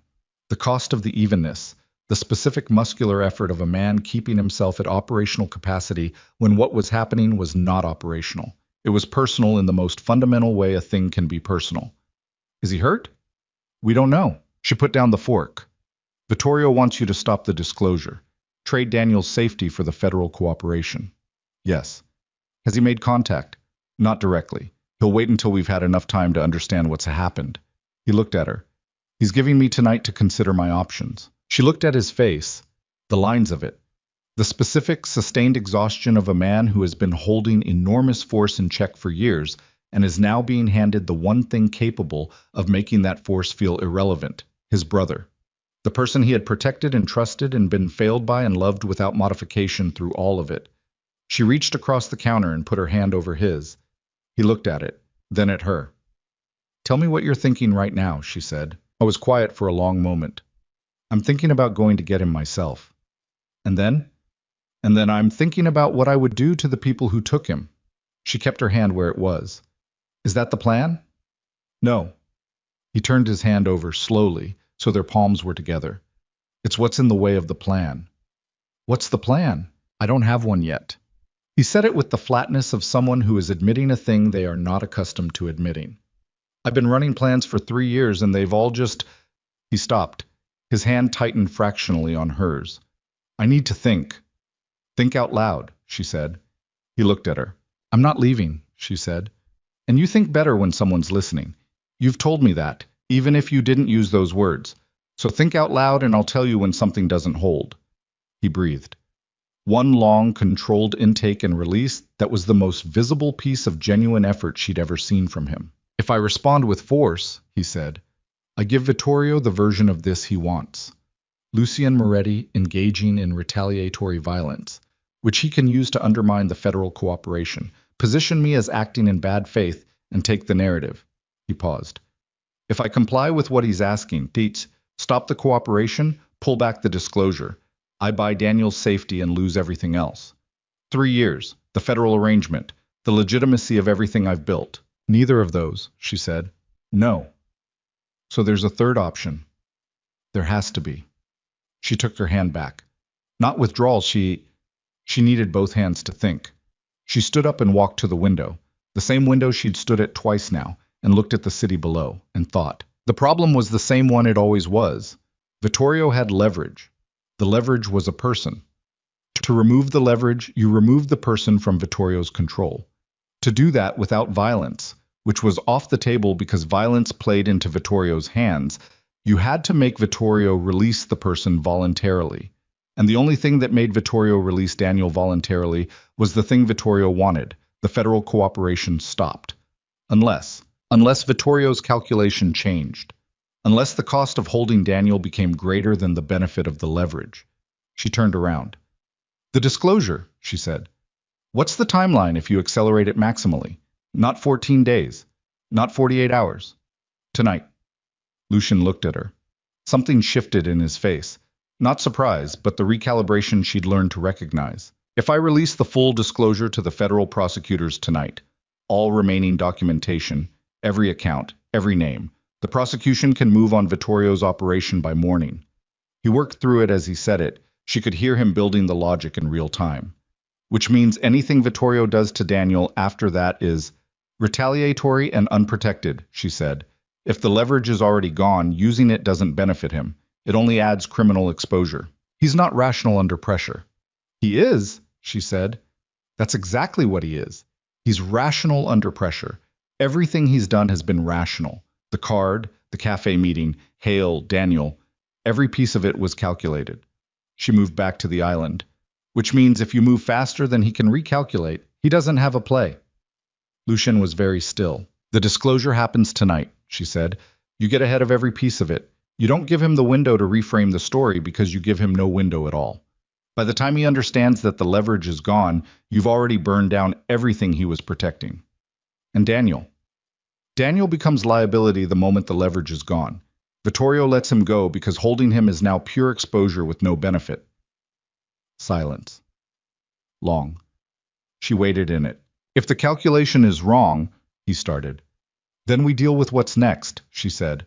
But it's not wrong. You know it's not wrong. He looked at her for a long moment. At the woman standing in his kitchen who had been pulled into his world by 3 seconds and a kiss and had, at every point since, refused to be a variable and insisted on being a person, and who was now standing in the wreckage of his most careful plan and proposing something faster and more complete and more dangerous than anything he'd built. He stood up. Gavril, he said. Gavril appeared from the hallway. The man was apparently always exactly far enough away not to intrude and exactly close enough to respond immediately, which Evelyn suspected was the defining professional quality of his existence. Get me Reyes on the line, all remaining documentation, tonight. Gavril nodded. Gone. Lucian looked at Evelyn. If this goes wrong, it won't. Evelyn, it won't, she said. Go. He went. She did not sleep. Priya did eventually, on the couch in the living room, her laptop still open on the cushion beside her, which Evelyn found unexpectedly moving in a way she didn't examine closely. She covered her with the blanket from the back of the couch and went back to her position at the kitchen island and watched the city outside the window and listened to the low contained activity from the conference room and tracked the time. 11 p.m. The federal filing began. Midnight. Lucian came out briefly, took coffee from the carafe she'd made, said 3 words.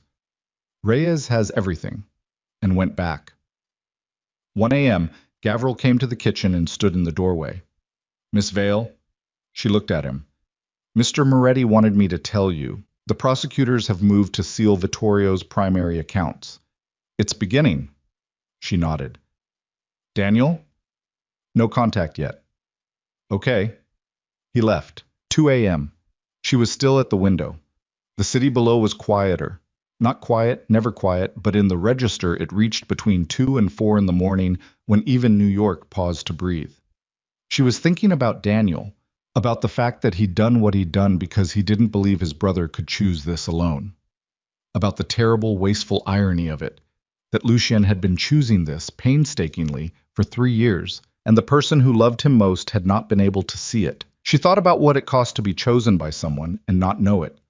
To wait so long for proof of something that was already happening, invisible, behind the curtain of a man's careful silence. She understood that. She understood it more than she was comfortable with. Her phone buzzed. Unknown number. She answered it. Miss Vale. A voice she hadn't heard before. Male, measured, with the specific flat calm of someone who makes calls like this routinely. I represent certain interests currently inconvenienced by the evening's federal activity. We'd like to speak with Mr. Moretti. She kept her voice level. He's unavailable. We have something he wants returned. Her pulse. The high register again. Put Daniel on. A pause. Then a sound. Movement. The quality of a phone being handed. And then a voice she recognized from photographs and descriptions, and the tone Lucien used when he spoke about him. Slightly younger, slightly softer, currently compressed with a strain it was trying not to show. I'm all right, Daniel said. Don't stop. Don't stop what you're doing. The line went back to the measured voice. You'd like Lucien to stop the disclosure, Evelyn said. It's already done. Everything is already with federal prosecutors. It's been filed, sealed. There's nothing left to stop. She kept her voice completely even. What you're holding is no longer leverage. What you're holding is a kidnapping charge. I'd suggest you reassess quickly. A long pause. You have 1 hour, she said. After that, the location of this call gets run by people who have resources I'm not going to describe to you. Return him. She paused. That's not a negotiation. She hung up. Her hands were shaking. She put them flat on the counter and pressed down until they stopped. She picked up her phone and called Gavril. They called me, she said when he answered. Trace the number. Already running, he said, which meant he'd been watching her phone. She decided she didn't have feelings about that right now. Miss Vale, what did you say to them? The truth, she said. A pause. Does Mr. Moretti know you? Tell him now, she said. She put the phone down. She breathed. She looked out at the city and thought about a woman she used to be 4 months ago, standing in a ballroom of her own making with a clipboard and an earpiece and every variable controlled. And she tried to locate the distance between that woman and the one standing in this kitchen at 2 in the morning, having just told a man working for a crime lord that the leverage was gone. The distance was very large. She was not sure she would have gone back across it, even if she could. Lucien came out of the conference room at 2:23 a.m. and looked at her across the kitchen, and she saw in his face that Gavril had told him. You answered their call, he said. Yes. You told them the filing was complete. Yes. He crossed the kitchen in the specific, contained way. He moved when something had broken through the control. Not fast, but with the compressed energy of it visible in every step. He stopped in front of her and she met it, standing her ground the way she'd learned to. Not because she wasn't affected, but because she understood that yielding would cost them both something neither could afford. Evelyn. Her name in his voice at that register, low, stripped of everything except the thing underneath, was something she felt in her chest rather than heard. If they had decided that losing the leverage was reason to, they didn't. But if they had, Lucien. She put her hand on his face. Flat palm, her fingers at his temple. The way you touch something you're checking is real. He went absolutely still. I made a calculation. It was the right one. If it had been wrong, we would have dealt with it. She looked at him steadily. I don't make decisions I haven't thought through. You know that. He covered her hand with his, held it there. Daniel, he started. Her phone buzzed on the counter. She reached back without moving away from him and picked it up. Unknown number again. She answered. Put it on speaker. Address, said the measured voice. No preamble. An address in Queens, across street she didn't know. Then the line went dead. She looked at Lucien. His hand was still over hers. His eyes were on the phone. Then he moved, and the controlled speed of it. The absolute contained urgency of a man who has had everything stripped back to one essential thing was the most human she had ever seen him. Gavril, he said, already moving toward the door. Queens. And then he stopped. Turned back. Looked at her across the kitchen. The distance of the room between them, with something in his face that she hadn't seen before and wouldn't have had words for even if she had. The specific, uncalculated look of a man who has just understood that the thing he's most afraid to lose is not the thing he thought it was. Come with me, he said. Not an instruction, not a directive, a request. She picked up her jacket from the back of the chair. She went with him. The address in Queens was a warehouse on a street so ordinary it was almost an insult. Cinder block, corrugated metal overhead doors, the kind of building that exists in every outer borough and contains everything from restaurant supplies to commercial laundry and, apparently, tonight, one frightened doctor being returned by people who had just lost their only reason to keep him. Lucien was out of the car before it stopped completely. Evelyn was 3 steps behind him, and she kept those 3 steps. Not because she was afraid, but because she understood that what was about to happen was his. The reunion of it, the wreckage of it, the complicated compound thing between two brothers that she had no business inserting herself into. Daniel was sitting on the warehouse floor just inside the overhead door, which had been raised and left open, with his jacket gone and a cut above his left eye that had stopped bleeding some hours ago by the look of it. He was alone. Whoever had been here and was now not here, which was either a message or a mercy, and she suspected it was both. Lucien stopped in front of him. Daniel looked up. His face was... She looked away because the thing on Daniel Moretti's face when he saw his brother was not something she was meant to see. Not yet. Not tonight. It was private in the way of things that have been a long time in the building and a long time unspoken. She turned toward the street, stood with her back to them, listened to the city, which out here in Queens was a different sound, wider, less dense, more room between the noises. She heard Lucien say his brother's name, once. She heard the sound that Daniel made in response. She could not have described it. She did not try. She kept her back turned and looked at the street and thought about the disclosure going live in prosecutors' offices across the city, about Vittorio D'Angelo's accounts being sealed while he slept or didn't sleep, about the secondary ledgers that Hale had copied and that Vittorio had thought were his weapon, rendered redundant by a doctor's quiet betrayal that turned out to be, in the ugliest possible way, an act of desperate faith. She thought about what Lucien had said 3 months ago, at the hidden restaurant on their first dinner. If you stay near me long enough, someone will eventually try to use you against me. She had stayed, and they had tried. And she was standing outside a warehouse in Queens at 3 a.m, with the city spread around her and the sound of 2 brothers at her back. And what she felt in her chest was not the aftermath of fear. It was something so much harder to name and so much harder to lose.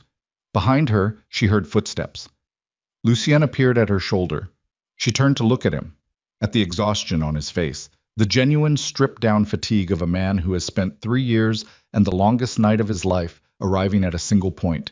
And she held his gaze and did not say anything, because there was nothing that needed saying that wouldn't be smaller than the silence. He reached out and tucked a strand of her hair back from her face with the specific, unhurried gentleness of someone who is not performing anything. Then his phone rang. He looked at the screen. Reyes. He answered it. She watched his face as he listened, watched the information arrive and move through him, watched the specific fractional change in his expression that told her, before he said a word, that whatever was happening now was the thing that had been building since the night at the gala, since the first kiss, and the silver-gray eyes, and the quiet statement that she'd made a dangerous choice. The thing had arrived. He lowered the phone. Vittorio's lawyers contacted the U.S. Attorney's Office 20 minutes ago, he said. His voice was completely even. He's requesting a cooperation agreement. She held his gaze. It's over, he said. She looked at him, at the lines of his face and the exhaustion in it, and the thing beneath the exhaustion that she could now read without difficulty. The thing that had been there since the beginning, patient and contained and never once performed. No, she said. He looked at her. It's starting, she said.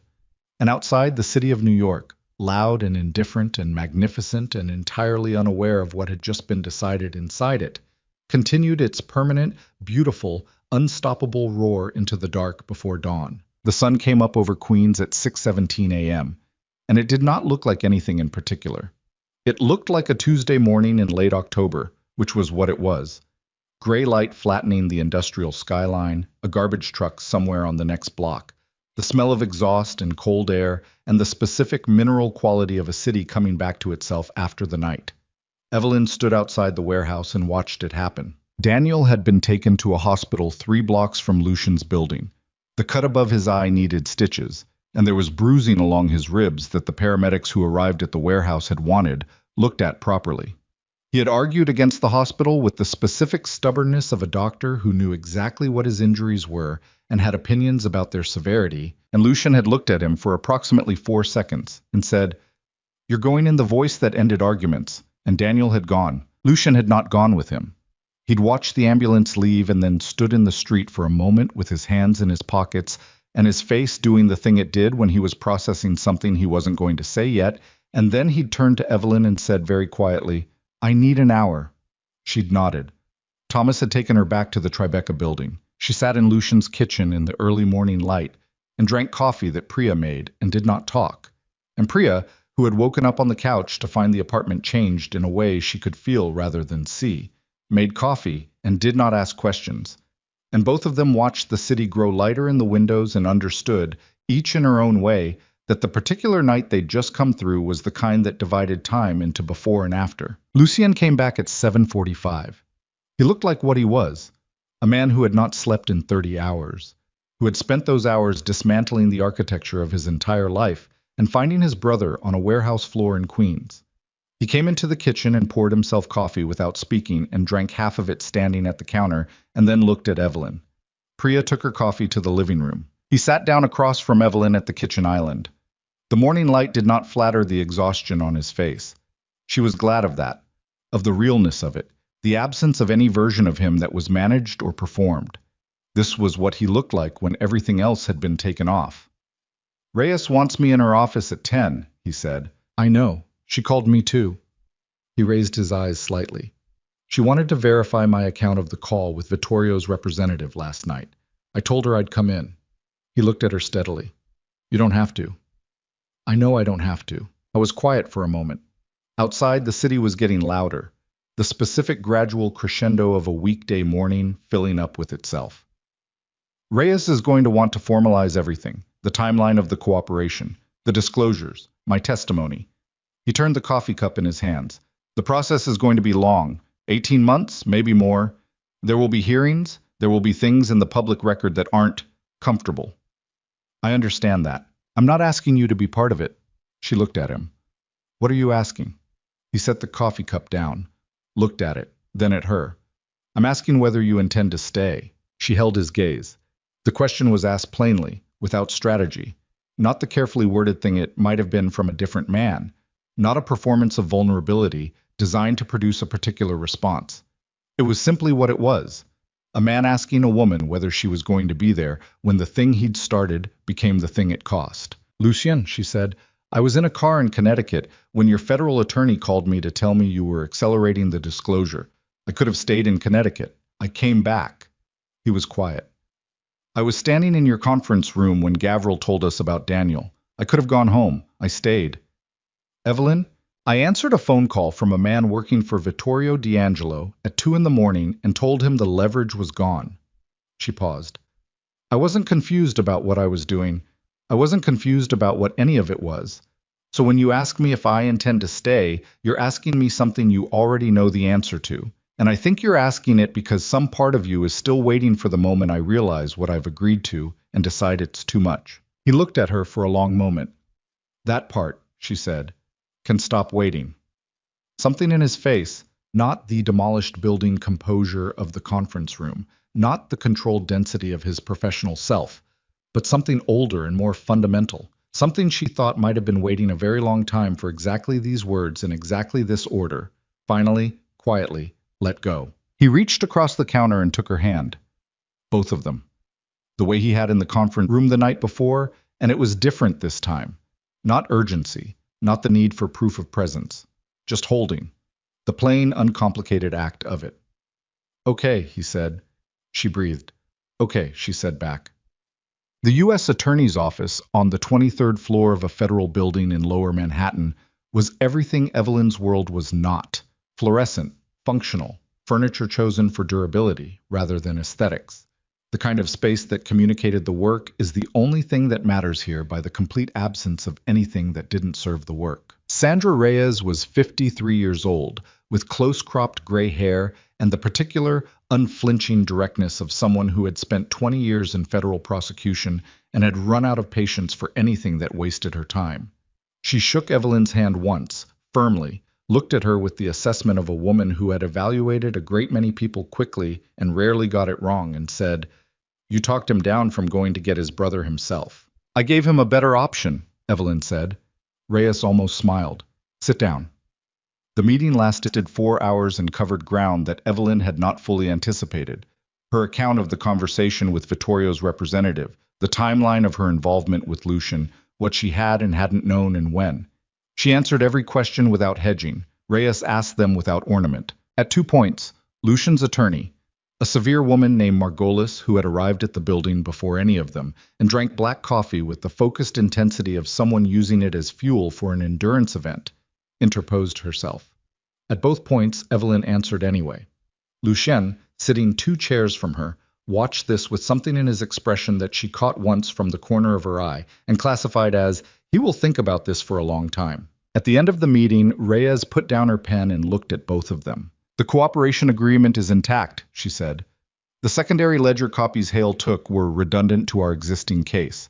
Vittorio's lawyers understand this now, which is why they reached out last night." She paused. "Vittorio's cooperation terms are still being negotiated. His exposure is significant. His attorneys are going to try to use Daniel's cooperation as leverage for Vittorio's own terms, which is going to complicate things for approximately the next—" She looked at the ceiling briefly. 18 months. "I understand," Lucian said. "The public phase of this begins when the first indictments are unsealed," Reyes said. "That will happen within 60 days. When it does, the press will have the Moretti name for approximately 6 weeks before anything else. I'd advise you to have a strategy." She looked at Evelyn when she said this. Evelyn looked back. "I'm not a PR firm." "No," Reyes agreed. "But you're the person in this room who understands how narratives get built before the facts arrive. So," she picked up her pen again, "advise accordingly." The 60 days before the first indictments were the strangest and most clarifying of Evelyn's life. She kept working. Vale and Associates ran 4 events in November, 2 in early December, and the work was still the work. The peonies and the lighting and the string quartets and the impossible standards she held herself to, and the specific, focused pleasure of building something beautiful under pressure. She still color-coded her anxieties into spreadsheets. She still didn't miss deadlines. She still woke at 6 and made her coffee, and stood at her window and watched the city get started. The difference was that Marcus in the gray Volvo was still on her block, and she knew 2 more of Lucian's people by name now. And there was a protocol she ran through twice a week with Gavril that she had initially resented and now found oddly comforting, the way you find comforting anything that confirms you are being paid attention to. The difference was that twice a week she ate dinner in a Tribeca apartment or a hidden underground restaurant, or once, a terrible pizza place in the Bronx that Lucian had apparently been going to since he was 19 and that she'd found inexplicably perfect. And across those tables she talked to a man who said true things and asked real questions and never once made her feel like she was performing the correct version of herself. The difference was that she slept. She had stopped examining why and simply accepted it as evidence. Daniel was released from the hospital after 2 days and went back to work at his clinic on the 3rd day, which Lucian found out about from one of his people, and which Evelyn, when he told her, recognized as the exact kind of thing a doctor who was also a Moretti would do, and which she thought, privately, was probably the right instinct. The conversation between the brothers happened on a Sunday in mid-November, in Lucian's apartment.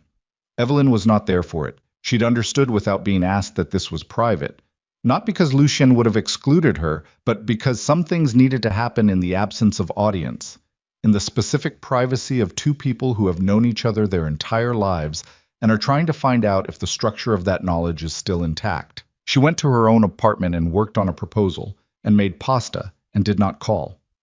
Lucian called at 9 p.m. "How is he?" she asked. A pause. "Alive," he said. "Present." Another pause. "He told me he's been afraid I would become my father for 15 years. He told me the federal cooperation was the only way he could think of to make it impossible. He told me he's sorry." She was quiet. "I told him I've known I wasn't my father for about 6 years, Lucian said, and that it would have helped to hear that he believed it." She waited. "He didn't know I was already trying," Lucian said. "I didn't tell him clearly enough. I thought the work spoke for itself, that he could see it." His voice was even, but with the specific weight of someone who has said a hard thing out loud for the first time and is listening to what it sounds like.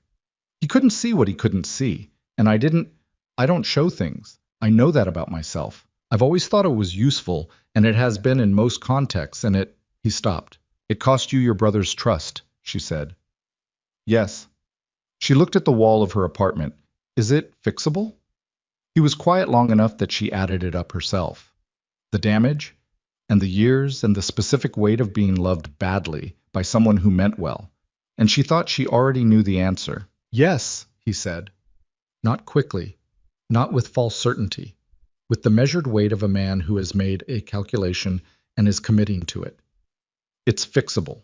It's going to take longer than I want it to and be harder than it should be. And we're going to have to rebuild something from a foundation I didn't know was cracked. A pause. But he's my brother, and I'm not going to lose him over something that can be fixed. She thought about that, about the particular stubbornness of it, the refusal to call the damage irreparable because irreparable was a word he'd decided didn't apply. Good, she said. The first indictments were unsealed on a Wednesday morning in January, and the press was everything Reyes had predicted and nothing Evelyn was surprised by. The Moretti name ran on every major outlet for 6 days. Photographs of the building in Tribeca. Photographs of Lucien at various events over the years, in rooms she recognized, at galas she had designed. 2 photographs of her. She had prepared for the photographs. She looked at them once, assessed them the way she assessed everything, objectively, for what they communicated and what they didn't, and then put them away and went to work. Priya fielded 23 media inquiries in the first 2 days. She handled all of them with 3 words: no comment, thanks. On the 3rd day, she appeared in Evelyn's office doorway with the expression of someone who has made a decision and is prepared to own it. I'd like a raise, Priya said. Evelyn looked at her.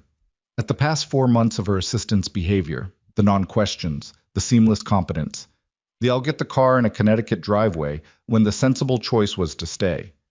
20%, she said. Priya nodded.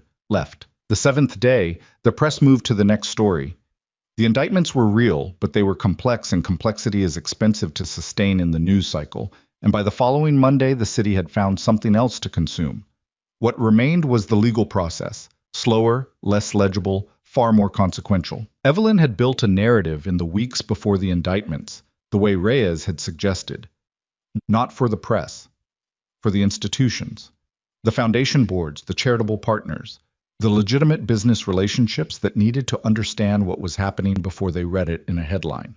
She'd written briefings, held private calls, coordinated with Margolis on the legal framing and with Lucian's communications team on the tone.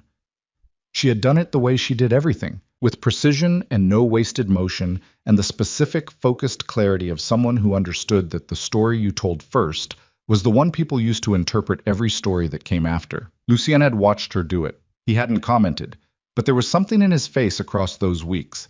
Not surprise, not quite admiration, something more specific and more private than either, that told her he was understanding, concretely and for the first time, what it actually meant to have a person who was fully present, not supporting, not managing, present, on. The legal process took 22 months. She had thought she understood long before it ended what 22 months would contain.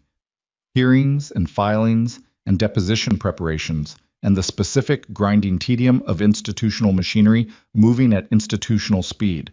But the reality of it was something that could not be fully anticipated from the outside. There were weeks that required Lucian's complete attention, weeks that left him flat-eyed with exhaustion, weeks where the process uncovered things that were not in any document she'd read, and that required her to sit across from him in the late evenings and absorb the cost of them in real time. She did not always handle it well. There was a night in March of the 2nd year, 8 months into the legal process, 14 months into what they were to each other, which did not have a clean name and did not need one.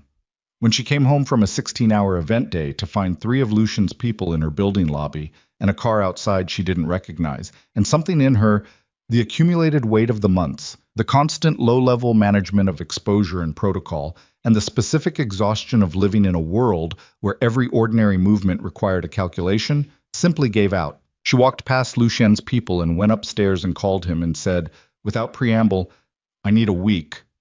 He was quiet. "Not, I need a week from you," she said. I need a week from this.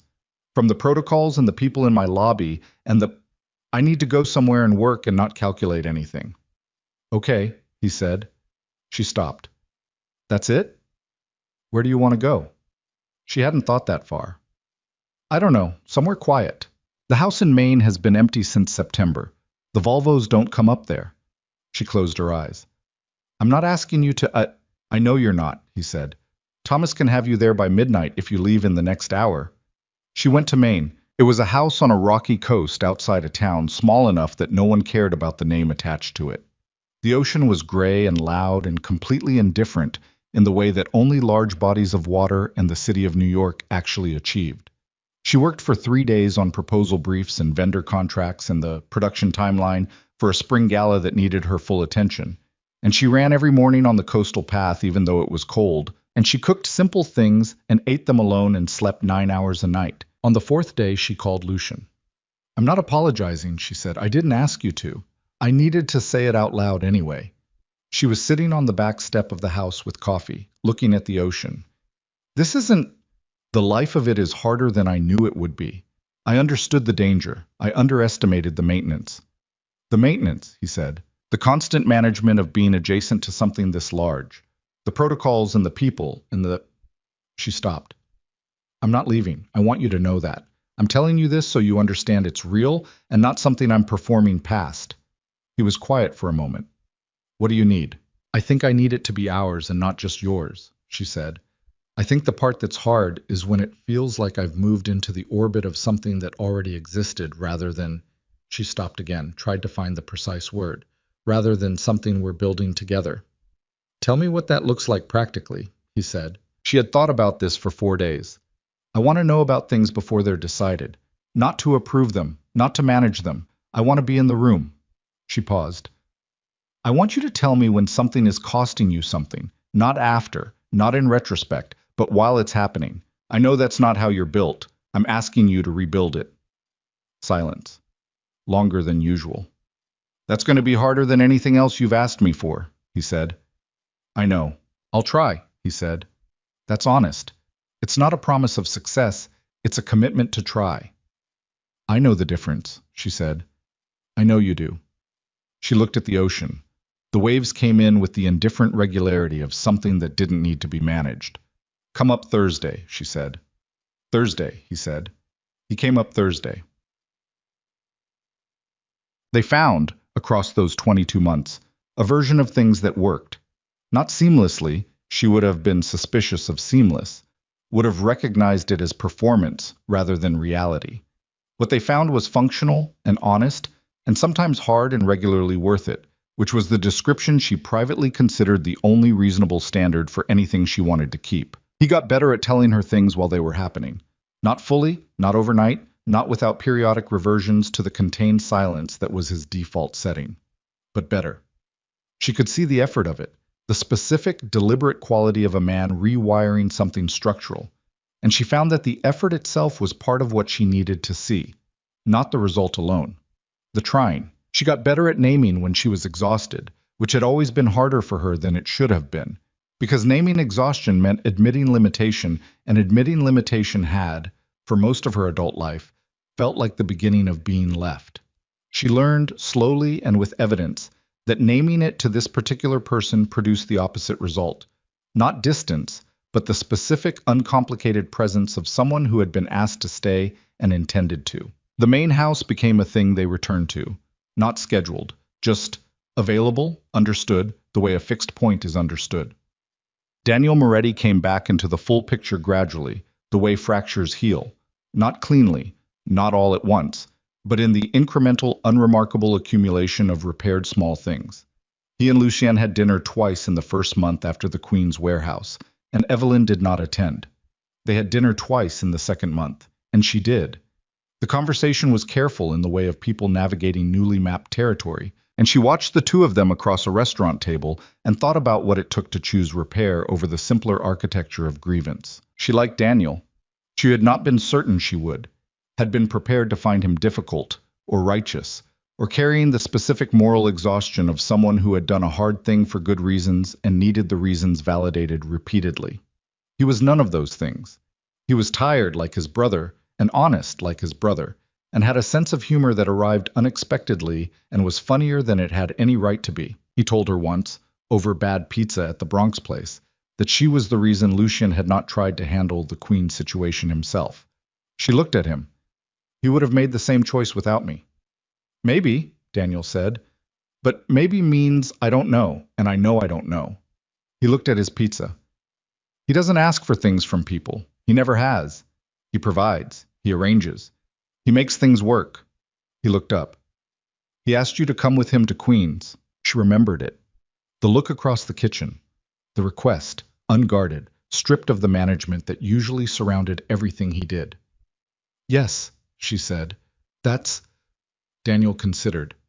That's not a thing he would have done with anyone else. I want you to know I understand what that means. She looked at him. At the lines of exhaustion around his eyes, the cut above his eyebrows still pink with recent healing. He loves you, she said. He didn't know how to show you he'd changed because he thought the change was visible in what he was doing. He thought you could see it. Daniel was quiet. He's not good at announcing himself, she said. You probably know that. But it means sometimes the most important things he's doing are the ones he hasn't said out loud yet. She paused. He needs you to ask. Daniel looked at her for a long moment. Then he nodded, once, with the specific gravity of a man receiving information he would carry carefully. Thank you, he said. Don't thank me, she said. Just ask him. Vittorio D'Angelo's cooperation agreement was finalized 14 months into the legal process. He received a reduced sentence in exchange for full testimony, 17 years, with eligibility for review at 12. His legal team issued a statement that his attorneys had written and that contained nothing resembling the man she'd sat across from in a marble table cafe. She read it once and filed it and did not think about him again. Connor Hale pled guilty to federal charges of conspiracy and obstruction 18 months in. He received 8 years. She read that once too and felt nothing particular. Not satisfaction. Not relief. The specific quiet neutrality of an account that has been settled without anyone coming out ahead. Ray Brennan, the city councilman, resigned from 3 foundation boards and from office, citing personal reasons, which was the language people used when the alternative to voluntary departure was involuntary. She had helped draft the language that allowed the Kellerman Foundation to accept his resignation without triggering a public inquiry, which had required the most careful 4 paragraphs she'd ever written. She was proud of those 4 paragraphs in the specific, private way. She was proud of work that solved a hard problem invisibly. The last federal hearing concluded on a Thursday morning in early spring, 3.5 years after a woman at a charity gala grabbed a man by the collar and kissed him in front of half the city. Evelyn sat in the back of the courtroom and watched Lucien give his final testimony with the same contained, deliberate quality. He gave everything, and she watched the judge receive it, and she watched the attorneys make their final arguments, and she watched the thing that had been building for 3 years, the slow, grinding, expensive, unglamorous process of a man choosing to dismantle the thing he'd inherited rather than become it, arrive at its conclusion. The federal clearance was issued 31 days later. She was not in the building for the press conference.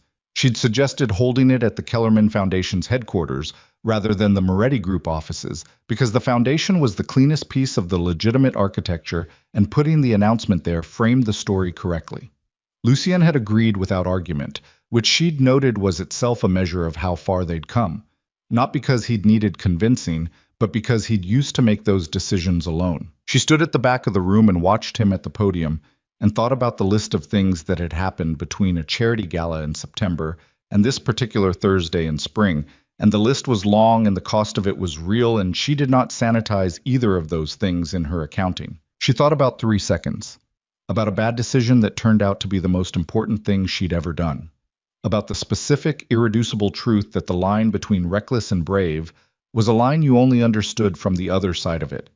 The cameras flashed. The journalists asked their questions.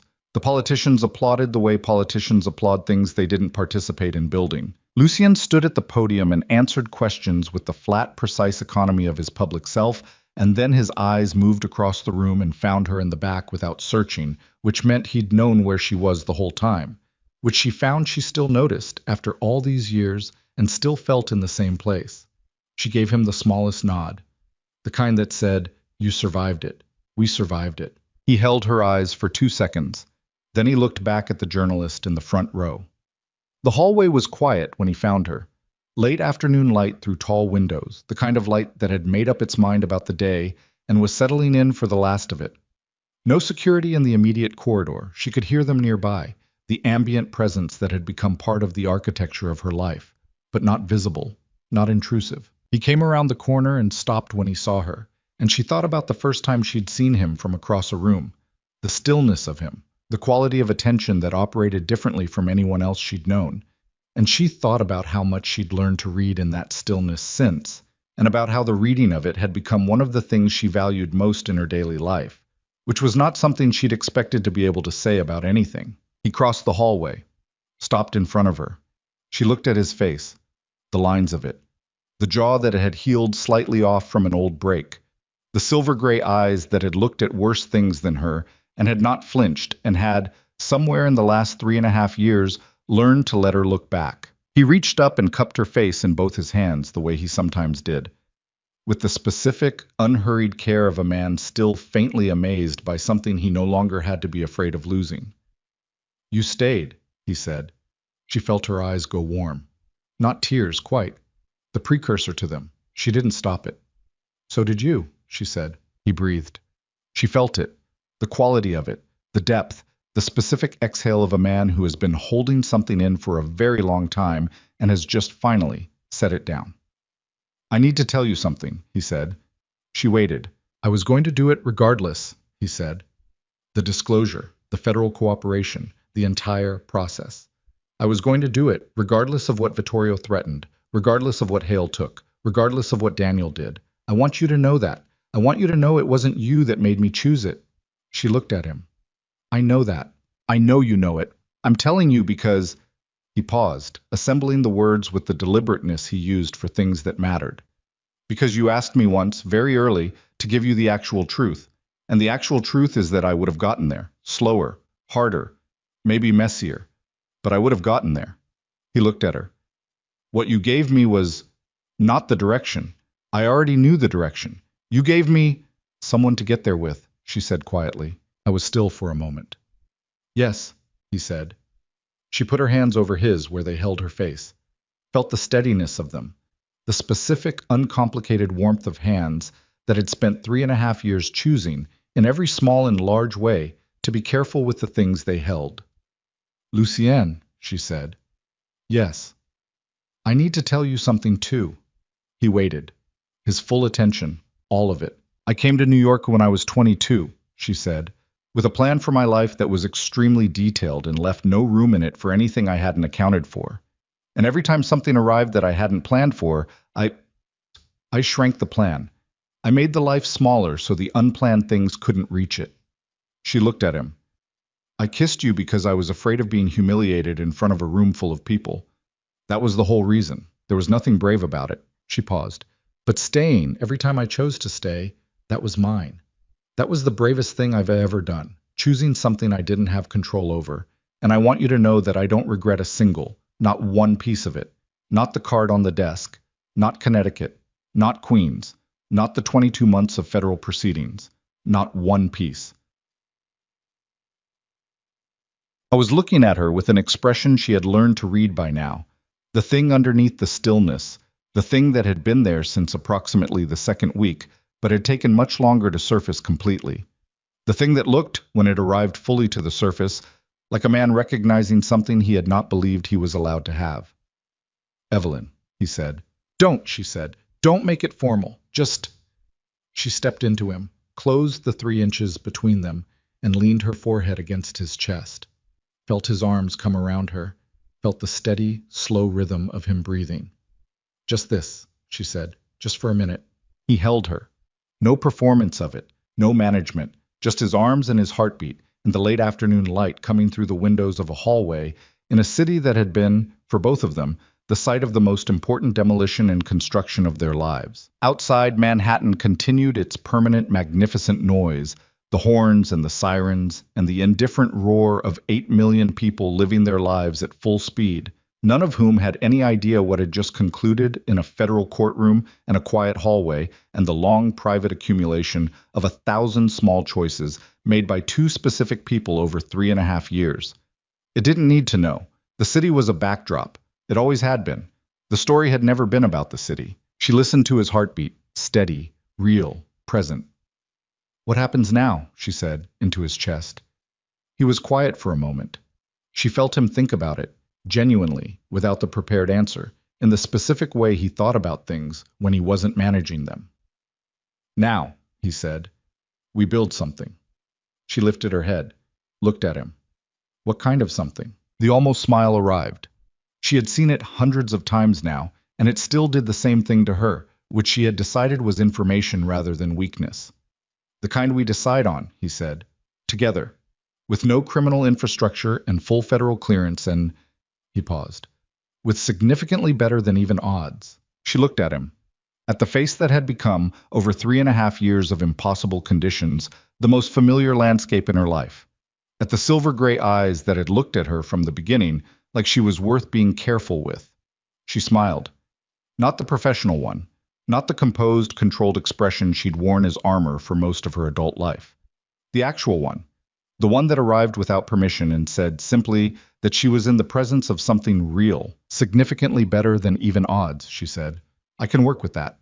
She took his hand. They walked back toward the sound of the city together, through the late afternoon light, with nothing resolved perfectly and everything that mattered intact, and the future ahead of them open and undesigned in theirs. For the first time in either of their lives, that was enough. More than enough. It was everything. The end.